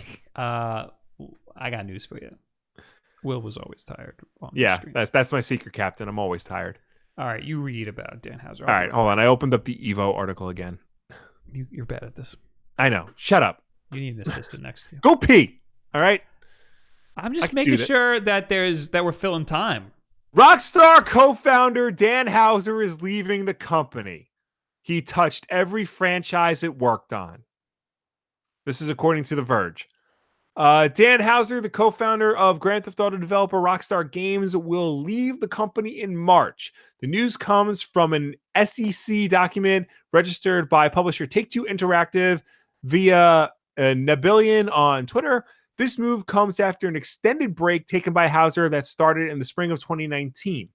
Rockstar Games was founded in 1998, and Dan Houser contributed prominently to the company's successful franchises, including Grand Theft Auto, Max Payne, Red Dead Redemption, and more. Take-Two Interactive is the holding company for Rockstar Games, and it hasn't officially announced a departure yet. Here's a snippet in full straight from the document. After an extended break beginning in the spring of 2019, Dan Houser, Vice President Creative at Rockstar Games, will be leaving the company. Dan Houser's last day will be March 11th, 2020. We are extremely grateful for his contributions. Rockstar Games has built some of the most critically acclaimed and commercially successful games in the world, a global community of passionate fans, and an incredibly talented team, which remains focused on current and future projects. Dan Houser co-founded Rockstar Games with his brother Sam Houser, who is currently the president of the company. In a statement, Rockstar Games said that Sam Houser's role with Rockstar, which he founded in 1998, remains unchanged, but he did not elaborate further on Dan Houser's upcoming departure. So, too long didn't read. Dan Houser is probably one of the biggest auteur creators in all of gaming. He and his brother Sam are responsible for pretty much all the Rockstar games you know and love. Grand Theft Auto, Red Dead Redemption. They worked on Max Payne 3. Bully was them. The Warriors was a passion project of theirs. Basically, the Houser brothers are the ones responsible for making these games as like deep and what's the word I'm looking for? Deep and substantial, evangelist. Substantial, yeah. I'm just saying, close enough. I wasn't paying attention at all. I'm saying how like the Houser brothers, Dan and Sam, were responsible for making Rockstar what it is today. Mm-hmm. Because if you think about it, they didn't create Grand Theft Auto, but they worked on Grand Theft Auto 3, and from there, they took Rockstar to the stratosphere. So why is he a co-founder if he didn't work on Grand Theft Auto 1 or 2? That was done by DMA Design. Right. Yeah. Right. Didn't say Rockstar on the title? I think Rockstar was the publisher, and then DMA turns into Rockstar North. I think that's how that works. Correct. It didn't. The like Player's Choice Edition, Greatest Hits Edition, has Rockstar on it, but the regular one does not. Right. It has DMA. Yeah. So did it turn to Rockstar on the second one? No, I don't think it turned to Rockstar until Vice City. No, it has Rockstar on the title for GTA 2. Oh, it has Right, DMA as publisher. and Yeah, Rockstar. Oh, I see what you're saying. yeah. I see what you're saying. But so then Dan Houser was a part of that. I guess he just published it. Yeah. Okay. I liked Grand Theft Auto 2. Yeah, it wasn't bad. I played it a little later. Probably when like Miami was out or something. Yeah. But I played it on PC. I don't know why. Somehow I acquired the PC version, and it was awesome. I played a lot of it. I played that was the most I played a Grand Theft Auto game until I played Grand Theft Auto 5. Yeah. I played a little bit of San Andreas and didn't really get very far because I got too distracted by everything. Because San Andreas is not a good game. So now what's going to happen, Will? That's a good question, because one of their lead creative forces is gone. Yeah. They still have Sam Houser, who like also has a big hand in all of their games. But yeah, it's an unknown, because I think Dan like wrote all of their good games. Wrote? Yeah. Like the script? Yeah. Oh, so he did Grand Theft Auto 5? That a great script. Yeah, he did. He did write on Grand Theft Auto 2. He did Grand Theft Auto 3. He did Vice City, San Andreas, Bully, GTA 4, GTA 5, and all of the DLC. Red Dead Redemption 1 and 2, Max Payne 3, Smuggler's Run 2. Max Payne 3 also had a great story. It was basically Man on Fire. Yes. It was the plot of Man on Fire. Will, breaking news. We're getting Puma shoes for the Sonic movie. Yes! And the ad just says tight, and that's all it says. All right. They look pretty good. Are they the red ones? Yeah. Yeah. What do you mean, are they the red ones? Well, because I know no, because I know the blue. I know they have like the ones that are like Sonic themed, but they're not. Yeah, they look like the levels. Yeah, you're right. They're like Green Hill Zone themed. No, these are the red ones. Nice, good. But that might be the old shoe design.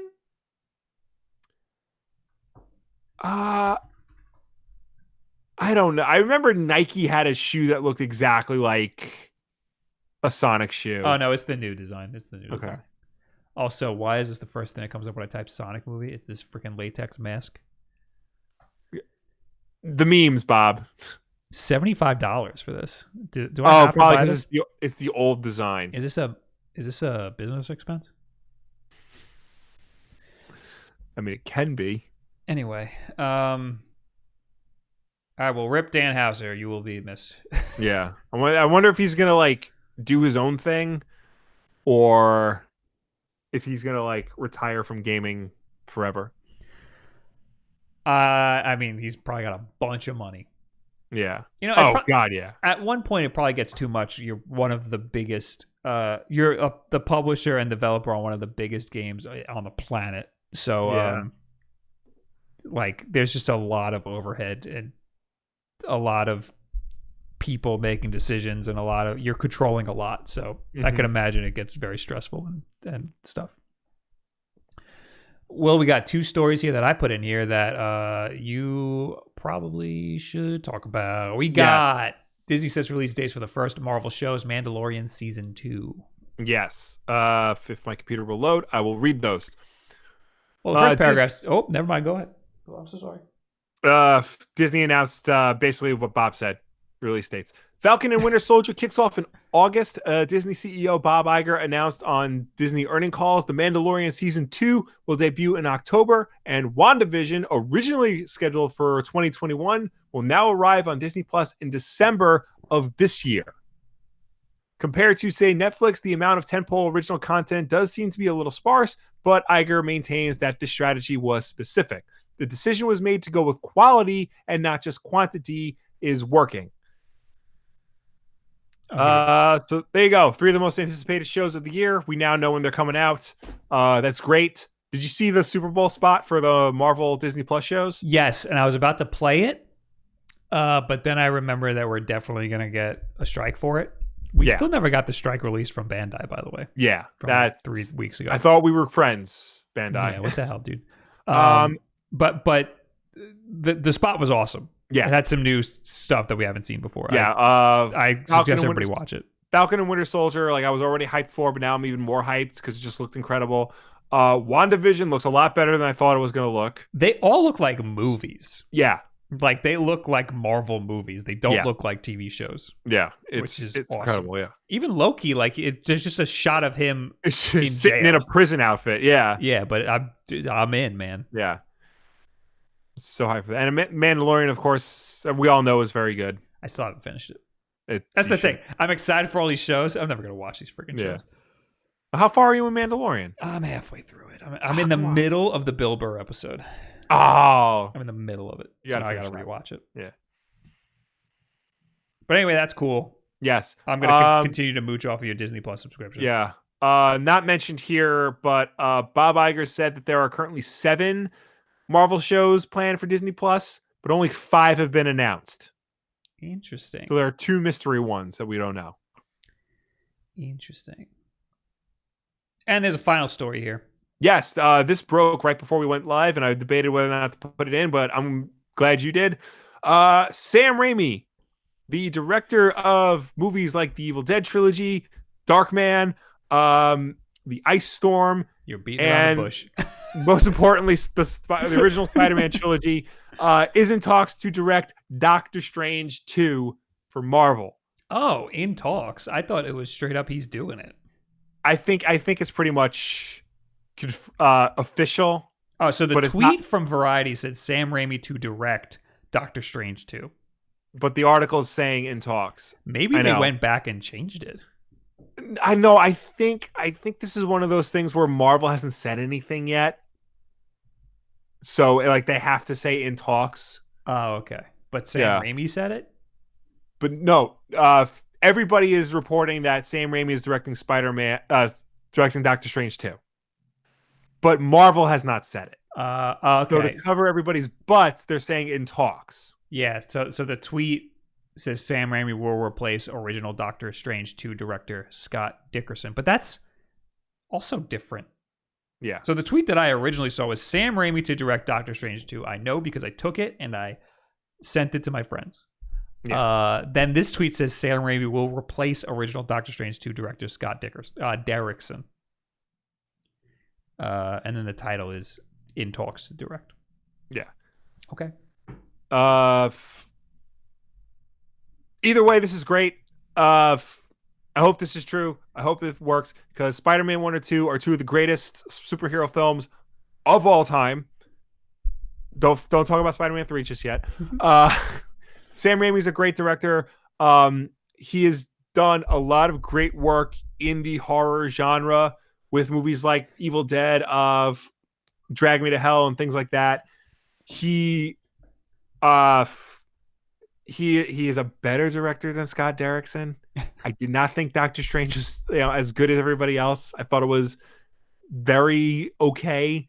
I feel like Sam Raimi could do a lot more with this character, especially if they let him be Sam Raimi and go all weird with it. Especially if they want to do a more horror or like multiverse focus. So that's the thing is that we knew that they were going to go in a horror direction, but I think Scott Derrickson left because they wouldn't let him go horror enough. Right. So we might get a light horror. Well, Sam Raimi is like known for his horror comedy. Right. Well, there you go. So, so like if they're looking for something that toes the line, Sam Raimi's your guy. Evil Dead 2 is a horror movie, but it's hysterical. So, did he do Cabin in the Woods? No, that was Drew Goddard. Oh, okay. But it was heavily influenced by Evil Dead. I like that movie. Yeah. I don't like horror movies. I like Cabin in the Woods. Yeah. Because it's funny. Yeah. And like I said, he's done the Spider-Man trilogy, so he knows how to handle superheroes. There's a Doctor Strange reference in Spider-Man 2. I think he was going to do a Doctor Strange movie before he did Spider-Man, but he did Spider-Man instead. So this is like full circle here. Yeah. Very interesting. What's this now? Excuse me? Breaking news just sent to me by AJ in a DM. Okay. It's breaking news. This is from the Nerdist. Dig into Cinnamon Toast Crunch and Lucky Charms ice creams. Oh, I heard about this. Can I order it online? Oh my god, Lucky order Charms. Ice cream online? Yeah, it sounds like a bad idea, doesn't it? Yeah. Where do I get it from? I'm sure you check your local supermarket. Who makes it? Nestle. General Mills and Nestle are teaming up to combine two of the most beloved foods in the world with Cinnamon Toast Crunch and Lucky Charms ice creams. It looks like it's an Edie's brand. My God. Is Edie's owned by Nestle? Yeah. Okay. We will look into this further and report back. Yes. I remember like my friends were like, ew, Cinnamon Toast Crunch ice cream. And then I'm like, I like to put Cinnamon Toast Crunch on vanilla ice cream. And this looks exactly like that. Yes. So I don't have to do any work. All right. We have unboxings to do, Will. Yes. Let me get those. You get those. I'm going to read the chat while you do that. Okay. How much is there? 2. Okay. Do you guys live together? If we did, we'd be in the same room.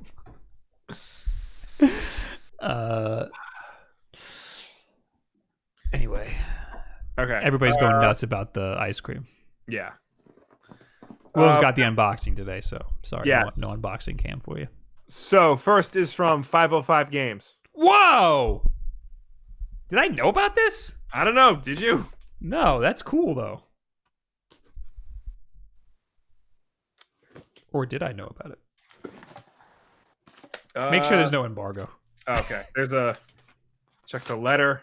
That's in a gold envelope. I specifically say now, please note on the package if there is an embargo. Whatever this is comes with a floppy disk. Hold on. I gotta go to my Gmail and make sure there's no freaking embargo because I. Yeah. Make sure you do that. All right. 505 Games. Because I got a letter here and it doesn't say anything about embargo. I have no emails from 505. Nope. Nothing? What about... They published Bloodstained and Indivisible. Yes. What about Kindred Aerospace? How do you spell any of those words? Kindred is basically kind red. One word. All right. Nope. Nothing? Nope. All right. Nope. What about Journey to the Savage Planet? Oh, wait, hold on. Let me look at our other email address. Okay. Kindred. Nope. Go for it. All right. Dear Pioneer, all of us here at Kindred Aerospace, the 4th best interstellar exploration company, as voted by our peers, could not be more excited by your exciting decision to join us on this exciting journey to the Savage Planet. Our friends say we're the 4th best-selling game. Is that what they basically just said? Blah, blah, blah. Along with this deeply personalized letter from Kindred Aerospace CEO Martin Tweed, who is this guy. It's a magnet. I'm gonna put that on my MacBook. Don't put magnets on your MacBook. There's an array of supplies, including a floppy disk containing critical mission information, like a combination to a food safe, fire safety instructions, a map for the return journey, CEO holiday photo shoots, it just says the letter D, and a copy of this letter. What else we got? We also got... X-Mang says Jacksepticeye is playing this too. Really? Huh. Oh, and underscore says people streaming Savage Planet now. I guess that means no embargo. We're good. Yeah. There's also Tang with a Kindred Aerospace sticker over it. I'm taking that from you. Okay. I could use some Tang. All right. That's just what G Fuel tastes like, by the way, everybody.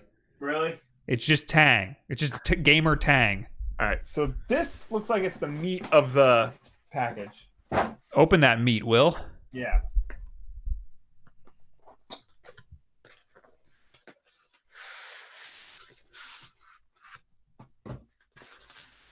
Oh, Jesus. Do you have a floppy disk?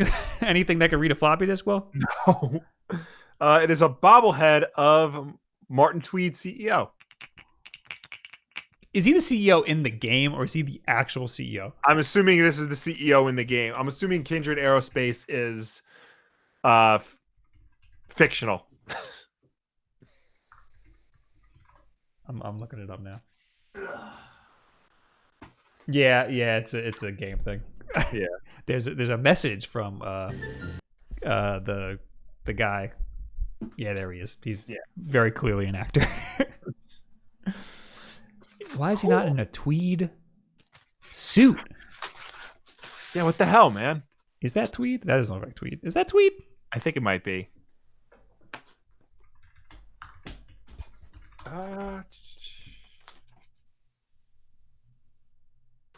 Yeah, so that's... No, that's tweed. That's like fake tweed what he's wearing. Well, it shows you how much I know about fashion. Yeah, I mean, look at you, Will. If you were wearing Wulff Den apparel, that would have been really messed up. That would have been really funny.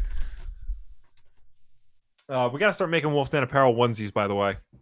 No. No one will. I'll make you one. Thank you. But no one would buy that. So yeah, that was from 505 Games. Okay. The next one I know does not have an embargo. Okay. It's a bigger box. Yes. That's what she said. Hey, Wulff Den, have you seen Bandai Namco's new mecha fighting game, Mobile Suit Gundam Extreme versus Maxi Boost trailer? No. Oh. I didn't even listen. There's already like a million Gundam games. Yeah. Did you see? I don't want to play the trailer because I'm gonna. Did you see your game of the year? Daemon X Machina is coming to PC. Wow. I did see that. It's no longer exclusive. Someone said, but that doesn't mean anything. We got some Pokemon things. Hell yeah, we got Pokemon things. Pokemon Company International coming in hot. Oh wait, hold on. Crap. What? This video contains product provided to us for free by the Pokemon Company International. I forgot about that. Oh, I didn't put it at the beginning. Danger. Shoot, but I put it right here. So much danger. It's right there. Thank you for fixing that. I'm gonna leave it on screen so everybody knows. Sure, I got everything. This video contains product provided to us for free by the Pokemon Company International. It's free product.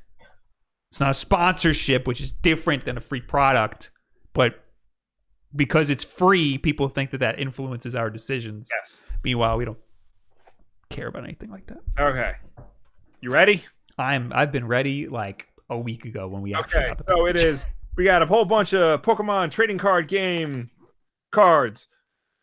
Yay! Hey, so first up we got Sword and Shield. Oh, this is new.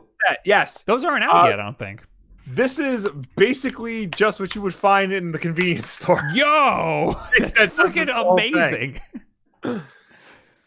That's incredible. That's awesome. I kind of don't want to open those. I know, right? I kind of want to set up a little thing outside and sell them. Dude, someone's selling that for $100 right now. This whole thing? Pokemon trading card, Sword and Shield booster pack, 36 packs. Is that what that is? Looks like it. What's on our Zyxian and Zamazenta on there? On the actual packs, no. One of them is here. Well, yeah. Oh wait, no, that is. Yeah, right there. Oh, but the other one has a different Pokemon on it. Yeah. Well, but I mean, I'm sure Galactic Toys is selling that for $100. Damn. That's friggin' unreal. Welcome to the Galar region. Meet more than a dozen powerful new Pokemon 5 V. What the hell is a Pokemon V? That's a thing. That's a trading card thing. Okay. Including the legendary Zycan and Zamazenta, and some Stonejourner and Snorlax that can evolve into enormous Pokemon VMAX for even more power. You'll also find first partners Grookey, Scorbunny, and Sobble, little cuties like Wooloo and Yamper, and a handful of familiar Pokemon in their new Galarian forms. Catch up with new generation Pokemon trading card game Sword and Shield expansion. Pokemon V are a variant of Pokemon in the Pokemon trading card game. They were first introduced in the Sword and Shield expansion, the Sword and Shield sets in Japan. Pokemon V have a symbolized V graphic on the card name. So it's glorified holographic? Okay. No. It's just a variant. It's a variant. Okay. But then there's V Max, which is like the crazy cool one. Mm-hmm. Also, the Sword and Shield expansions, I just saw it. At the start of the X and Y series, a rule was introduced to prevent the players who goes first from attacking on the first turn. Starting on February 21st, 2020, the date that Pokemon trading card Sword and Shield becomes legal for tournament play, there will be an additional restriction. The player who goes first cannot play a supporter card on their first turn. Okay. Oh, so this releases February 7th. Yes. Okay. So Friday. Yes. Oh, okay. Yeah. Now I'm getting nervous. Now I need to make doubly sure that there's no... Okay. Hurry up, because I got 3 more things. All right.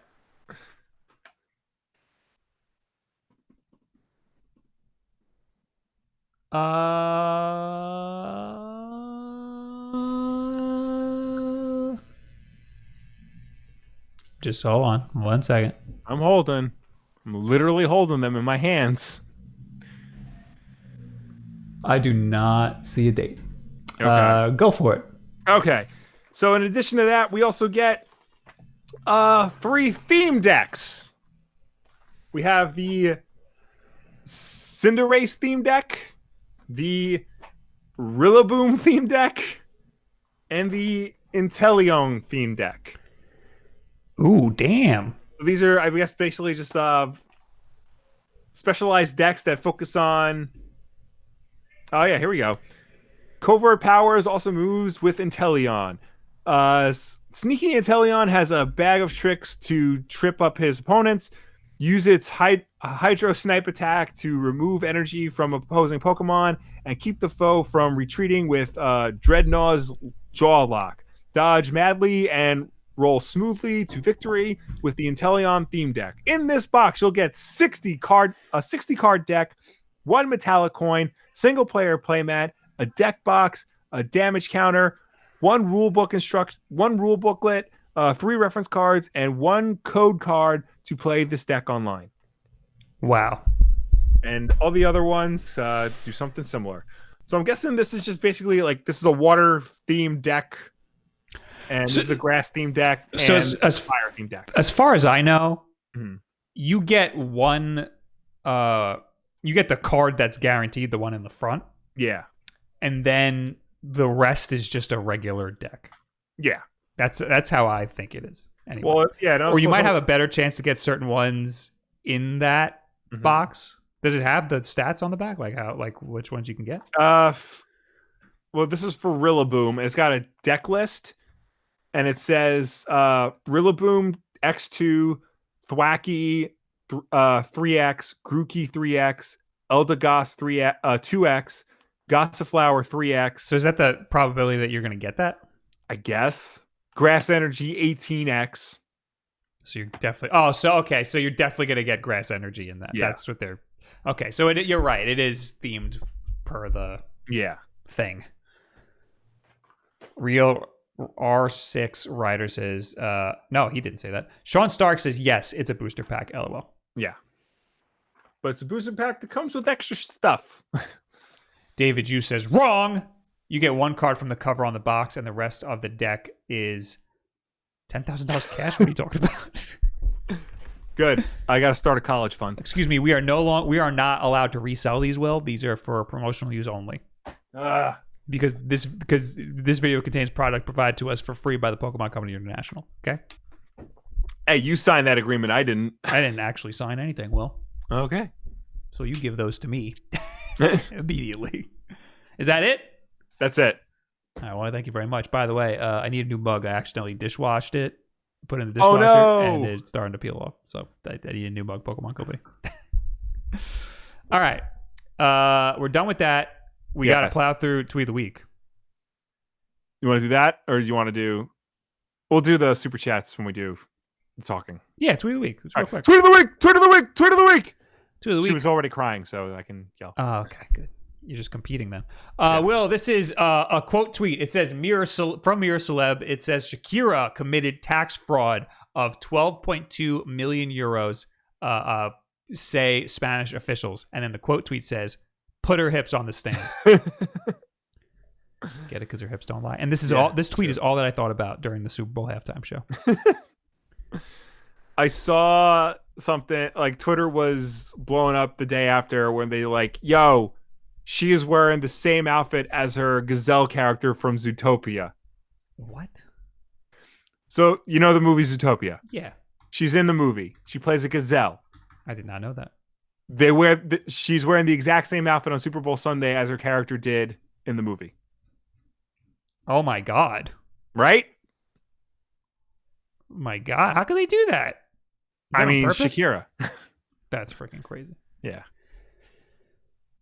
You know, that's the animator's fault, because they're probably researching all outfits she's worn and like made one that's like similar to an amalgamation of all of her other outfits. And the designers who designed this outfit did the same thing.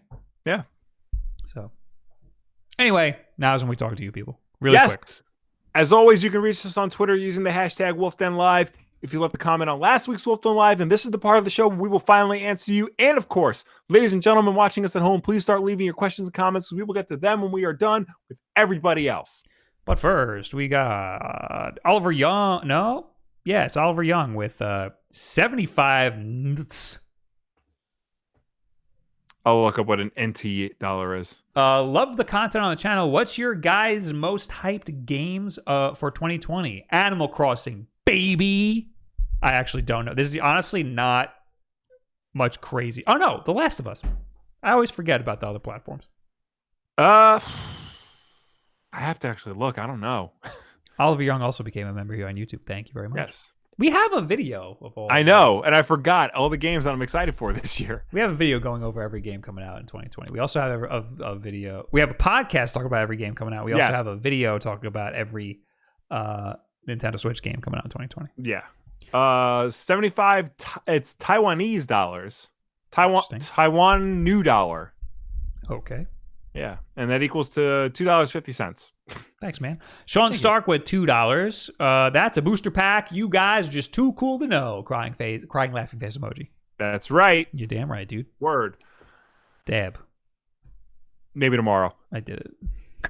All right. We're gonna plow through the hashtag. Okay. Cause late. Please don't open on the wrong screen. Thank you very much, Discord. I appreciate you so much for doing this for me. You know how Discord has like a boot up screen that says something? Yeah. It just said basting the game turkey. All right. We got Twitter. We got Mohammed Hader who says, "Hey, Will, did you end up finishing Red Dead? I just finished it and it felt like it would never end. By the end, it felt like a chore, especially with having to do actual chores." That's how the ending of the original Red Dead was. Yes. So I did finish Red Dead 2. Here's the thing though. The ending of Red Dead 1, yes, you go back to John Marston's homestead and you do chores. But that's only like a small part of that game. They stretched that over 2 epilogues. Oh, that's in Red Dead 2. That sucks. Like epilogue 1 is literally just you doing farm stuff, and epilogue 2 is you building the homestead and then getting revenge on Dutch. It's like I liked it in Red Dead 1 for what happens after. Yeah. It's a good build up to what happens after. Not so much here. I think it's indicative of my biggest problem with Red Dead 2 in that like it has so much for you to do, and it's trying to like make it feel like how it actually was to live in the Old West with like, you know, you have to eat, you have to do this properly, you have to do this properly. Yeah, I don't like that. But none of that was important to the game, and it just felt like busy work. Yeah, Red Dead 1, everything that you had to do was fun. It was all like the core mechanics were shooting. Yeah. And that's every mission was shooting. Like Or something else. I mean, but it was all fun stuff, like wrangling horses. Yeah. I like the way Arthur's story ended. And I'm like, I got the good ending, so I felt it like ended well for him. But even like the other endings, depending on how you play the game, like were fitting. That game, like I like the game, don't get me wrong, but there's so much crap to do, and none of it is important. Like I beat the game malnourished, and the only reason why I knew that was because the in-game menu said I was. It did not affect gameplay at all. I never made like a bigger pouch to store my stuff because it never affected me. It just it's so weird. Yeah, that's dumb. Yeah. It's better to have less mechanics like that work or affect the game. Like Far Cry has good, like you got to craft pouches, like because you need it eventually. And it's easy to do. Like you don't have to hunt certain animals a certain way. No, you just have to hunt certain animals. Right. But like they're easy to find. Whereas in Red Dead 2, you have to sit there. You have to find their scent. Yeah. You have to follow the scent. Mm-hmm. You have to find the animal. You have to make sure you hit it in the head with a bow and arrow. Q73 Power says, I just got back into Mario Maker. What kind of levels are clear rates do you like? I really like 0.7 to 2% Kaizo levels. Any level above 5% clear rate is too easy and not worth playing for me. I don't really play Kaizo levels. I am not good at shell jumping. But I do like around 1% clear rate. Around 1% is pretty good. But yeah, I don't do Kaizo levels. Mm-hmm. Anything like 2% and up, you're right, is just it's too freaking easy. But honestly, I play a lot of verses, even though you got to go through a slideshow a lot of times. But verses I think is really fun. Jordan Rand, hey bros, wanted to ask you what's your favorite geeked out gaming moments are. What your favorite geeked out gaming moments are. Mine would be when Kevin Sorbo voiced Hercules in God of War Ascension. Keep up all the great work. Hashtag Wulff Dad. Hashtag Wulff Dad. Hashtag Wulff Granddad. Hashtag Wulff Uncle. Hashtag Wulff Grandmom. I didn't know he did that. That's pretty funny. I didn't know that either. What's a geeked out gaming moment? I'm trying to think. I always think about this. I don't know why it's coming into my head now. But I freaked out when Rogue Squadron was on the N64. Yes. And then Phantom Menace was about to come out. And then they were like, guys, you put in this code, you get the Naboo Starfighter. And I was like, what? That wasn't even a thing when this game came out. Now all of a sudden we can freaking play it? Because that was an event. Because... yeah, out of nowhere, and it wasn't just like any cheat code. You had to put in 2 cheat codes, and it gave you the input error noise when you put both of them in. So you didn't know if it worked or not. Yeah, that's amazing. Yeah, I was just like, this is the first DLC, and it came out. It's like baked into the game, built into the game already. Anyway, Brandon FRFX. A lot of stuff has happened, but Bob, what do you think about Evo 2020 lineup, and will Sam Raimi directing Doctor Strange? Yeah, we talked about this, which is supposed to be a horror movie and the superhero movie. 2 things Sam Raimi has directed. What do you think about that? We talked about it. Yeah. I think it is both cool. Yeah. Luke Antone says, what were both of your favorite videos to make? Favorite videos to make? I don't like any of the videos I make. I always talk, okay, so I like the PAX video we did for last year. Which is exciting because we're going to PAX again. Well, I'm going to PAX again. Screw you, Will. And the Game Boy camera video. Yeah. Those are my 2 favorite videos. Also, the E3 stuff. I like the stuff we did there. I'm trying to think because like I go through waves where like, you know, yes, this is a good video I did, but then like a year now, like I can't watch anything. Yeah, I don't watch them back after a while, but yeah. I just like videos where I have to leave the house. JRRR says, Will has... this is from last week's Wolf Den Live. Okay. Will has put gaming on the back burner for the sake of raising a freaking child. GTFOH. Get the F out here? Of here? But the O. Yeah. Is like okay. Sometimes you don't leave the initial for of. What you do when you're a real gamer and you have a kid, you make raising the kid a game. I have compared raising a kid and like the birth of my child to Dark Souls. Okay. It's Explain. very hard. It's difficult. You will be defeated a lot. But if you can get past all of it, if you learn the patterns, it's very rewarding. Okay. Also, for whatever reason, it's a lot harder for women. For women? Yeah. Oh yes. Well. Yeah. They. I don't know why either. Yeah. Matt Johansson says, watching from Sweden, keep these up because I love them. Thanks, man. Thank you. How do you say thank you in Swedish? I have no idea, but I'm a Thank big you. fan of the Hives. They're from Sweden? Yeah. I'm a big fan of PewDiePie. How about that? There you go. Now I'm all right all of a sudden. Marcos Baratelli says, congratulations, Will. Sure. Did we? Yeah, we did last week. Yeah. I forgot. You will do a great job as a father. Now, Bob, don't let you get near her and infect her with all of your weeb stuff. I'm going to introduce her to Yao stuff very early on, Will. Oh, great. Just going to mail her some Yao I gotta, books. next time I go to our parents' house, I gotta go and get all that Wonder Woman stuff Warner Brothers sent me a couple years ago and just fill her room with it.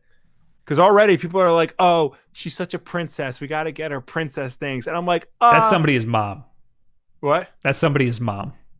Our mother. And I'm like, she could be a warrior woman too. You know? I want to raise somebody who knows how to handle herself in a fight. Yeah. Also, princesses become generals. That's canon. Just a man trying to learn says, the more I watch these videos, the more I realize I'm glad I don't care getting masters if it means having to one trick and put hours and hours into watching your game. But I still like these videos. What? I don't care getting masters. I think he's complimenting us. We must have been talking about something very specific. Yeah. Are we talking about mastering a game? I think so. Or watching a game versus actually playing it? I don't know. But thank you for your comment. Anyway, a Rogue Jordan says, welcome to the Nintendo Shill Club. Damn right. Oh, we had everybody on last week, so yeah. Whenever we have everybody on, we're all of a sudden like the committee of people who are all in for Nintendo. That's okay. When I said today in today's video that the Birds of Prey movie looks better than the TV show, and somebody commented, "Oh God, I hope you're not an SJW shill." And I wanted to write back, "No, I'm just a shill for Ewan McGregor wearing a big skull mask." They over only his pretty face. said that because you like a movie where it's women as the main character. I know. That's the only reason why you're an SJW. I'm such a monster. Anyway, it's freaking Birds of Prey. That's their thing. Yeah. It's like Charlie's Angels. Yeah. Anyway, now we're in the chat for a hot minute because we got to get the hell out of here. Sergio Aro with $3 says, Will, love your comic vids. Bob, are you short? Me and Will are about the same height. Yeah, the difference is Bob is skinnier than I am. Yes. So that might I was taller than you at one point, but last time I went to the doctor, I shrunk an inch. Yeah. And so I think we're even. If you ever meet me in real life, I slouch like you wouldn't believe. Yes, we are tall. We are long boys. I'm a long boy. Yeah. But we're tall. We are very tall. That's it for the super chats. I'm gonna read like 2 and then we're gonna leave. Yeah. Juan Castillo says, Will about 5'10". No, we're both 6 feet. Yeah. Or 6'1". I was 6'1" at one point. Last time I went to the doctor, he said 6, and I was like, try again. Check again, please. David Juice says, when I was getting my master's, I spent many hours watching the Wulff Bros. Well, you don't anymore? Yeah.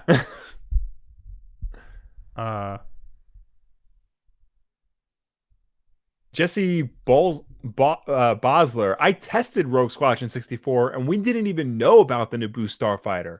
We had to test it all over when they released the code and the new edition. Wow. That's freaking amazing. Yeah. Was that for rating reasons?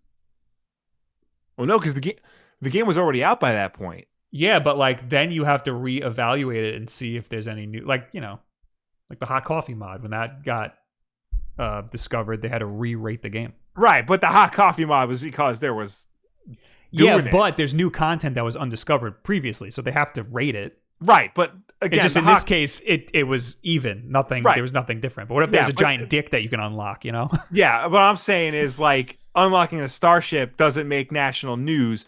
Right. Unlocking a scenario where you have sex with a woman with your clothes on, that makes the news. What I'm saying is they have to rate every part of the game. So now there's a new undiscovered part of the game. That's why this guy has to rate it. Back in the day, they didn't. Back in the day, sometimes what they would do is they would just send a video of like all the most offensive stuff in the game. Mm-hmm. And like that's what they would use. After Hot Coffee, they became much more strict and they had to see everything. Jesse also says the movie hadn't come out yet, but it was obviously super secret. Yeah.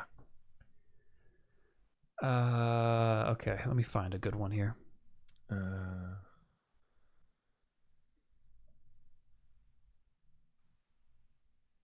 Thought I saw one, but then I lost it. Tsukuyomi says, "How did you even mispronounce yaoi so wrong? Aren't you studying Japanese?" I honestly didn't even know the word. Like I don't know the word. Like I just know it started with a Y, had an A in it, and oi. Yeah.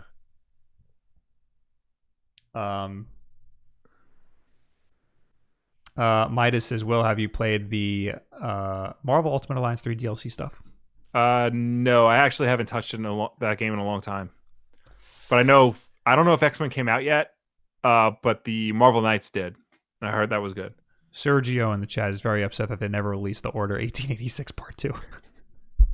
Thank you guys very much for hanging out. Yes! Thank you for tuning in. Thank you for watching us. Thank you for chatting with us. As always, Wolf Den Live is every single Wednesday night at 8 p.m. Eastern, right here on youtube.com/wolfden. If you can't make the show for any reason at all, we always put it up as an archive version on Thursday for you to watch on demand whenever you want. If you prefer to listen to us rather than watch us, you can do that as well. We're also an audio podcast on Apple Podcasts, SoundCloud, Spotify, Google Play, and Stitcher, and apparently Podcast Addict as well. And if you listen to us on any of those platforms, please be sure to subscribe, rate, and review us because that helps us with placement on those respective stores. Also, if you just want to watch a little bit of Wolf Den Live, maybe you want to see a specific segment and send that clip to a buddy, then head on over to Wolf Den Clips, where our good friend Eric Henley takes this week's episode and cuts it down into bite-sized chunks for your viewing pleasure. While you were doing that, I meant to unbox this before, but we didn't have a lot of time. This is... I discovered this from a Kevin Kenson doing that video. and I got distracted. I saw this from a Kevin Kenson video. This is a Hori play stand. You know the play stand we had that we used to be in the little nightstand in between us? Yes. We always pulled it out. This is a big one. It's a little charge stand so that you can stand the Switch straight up. But this one has 2 USB ports and a USB-C input. Interesting. So you can hold the Switch straight up and plug in a controller like, for example, the GameCube controller adapter. So you can use this to play Smash portably. That's why I got this, because this seems like it'd be really interesting to do at some point. Yeah. Anyway, go to twitch.tv/wolfden. Click the notification bell so you know when I go live there. Otherwise, thanks for being here and hanging out. And we'll see you all next time. Goodbye. Bye.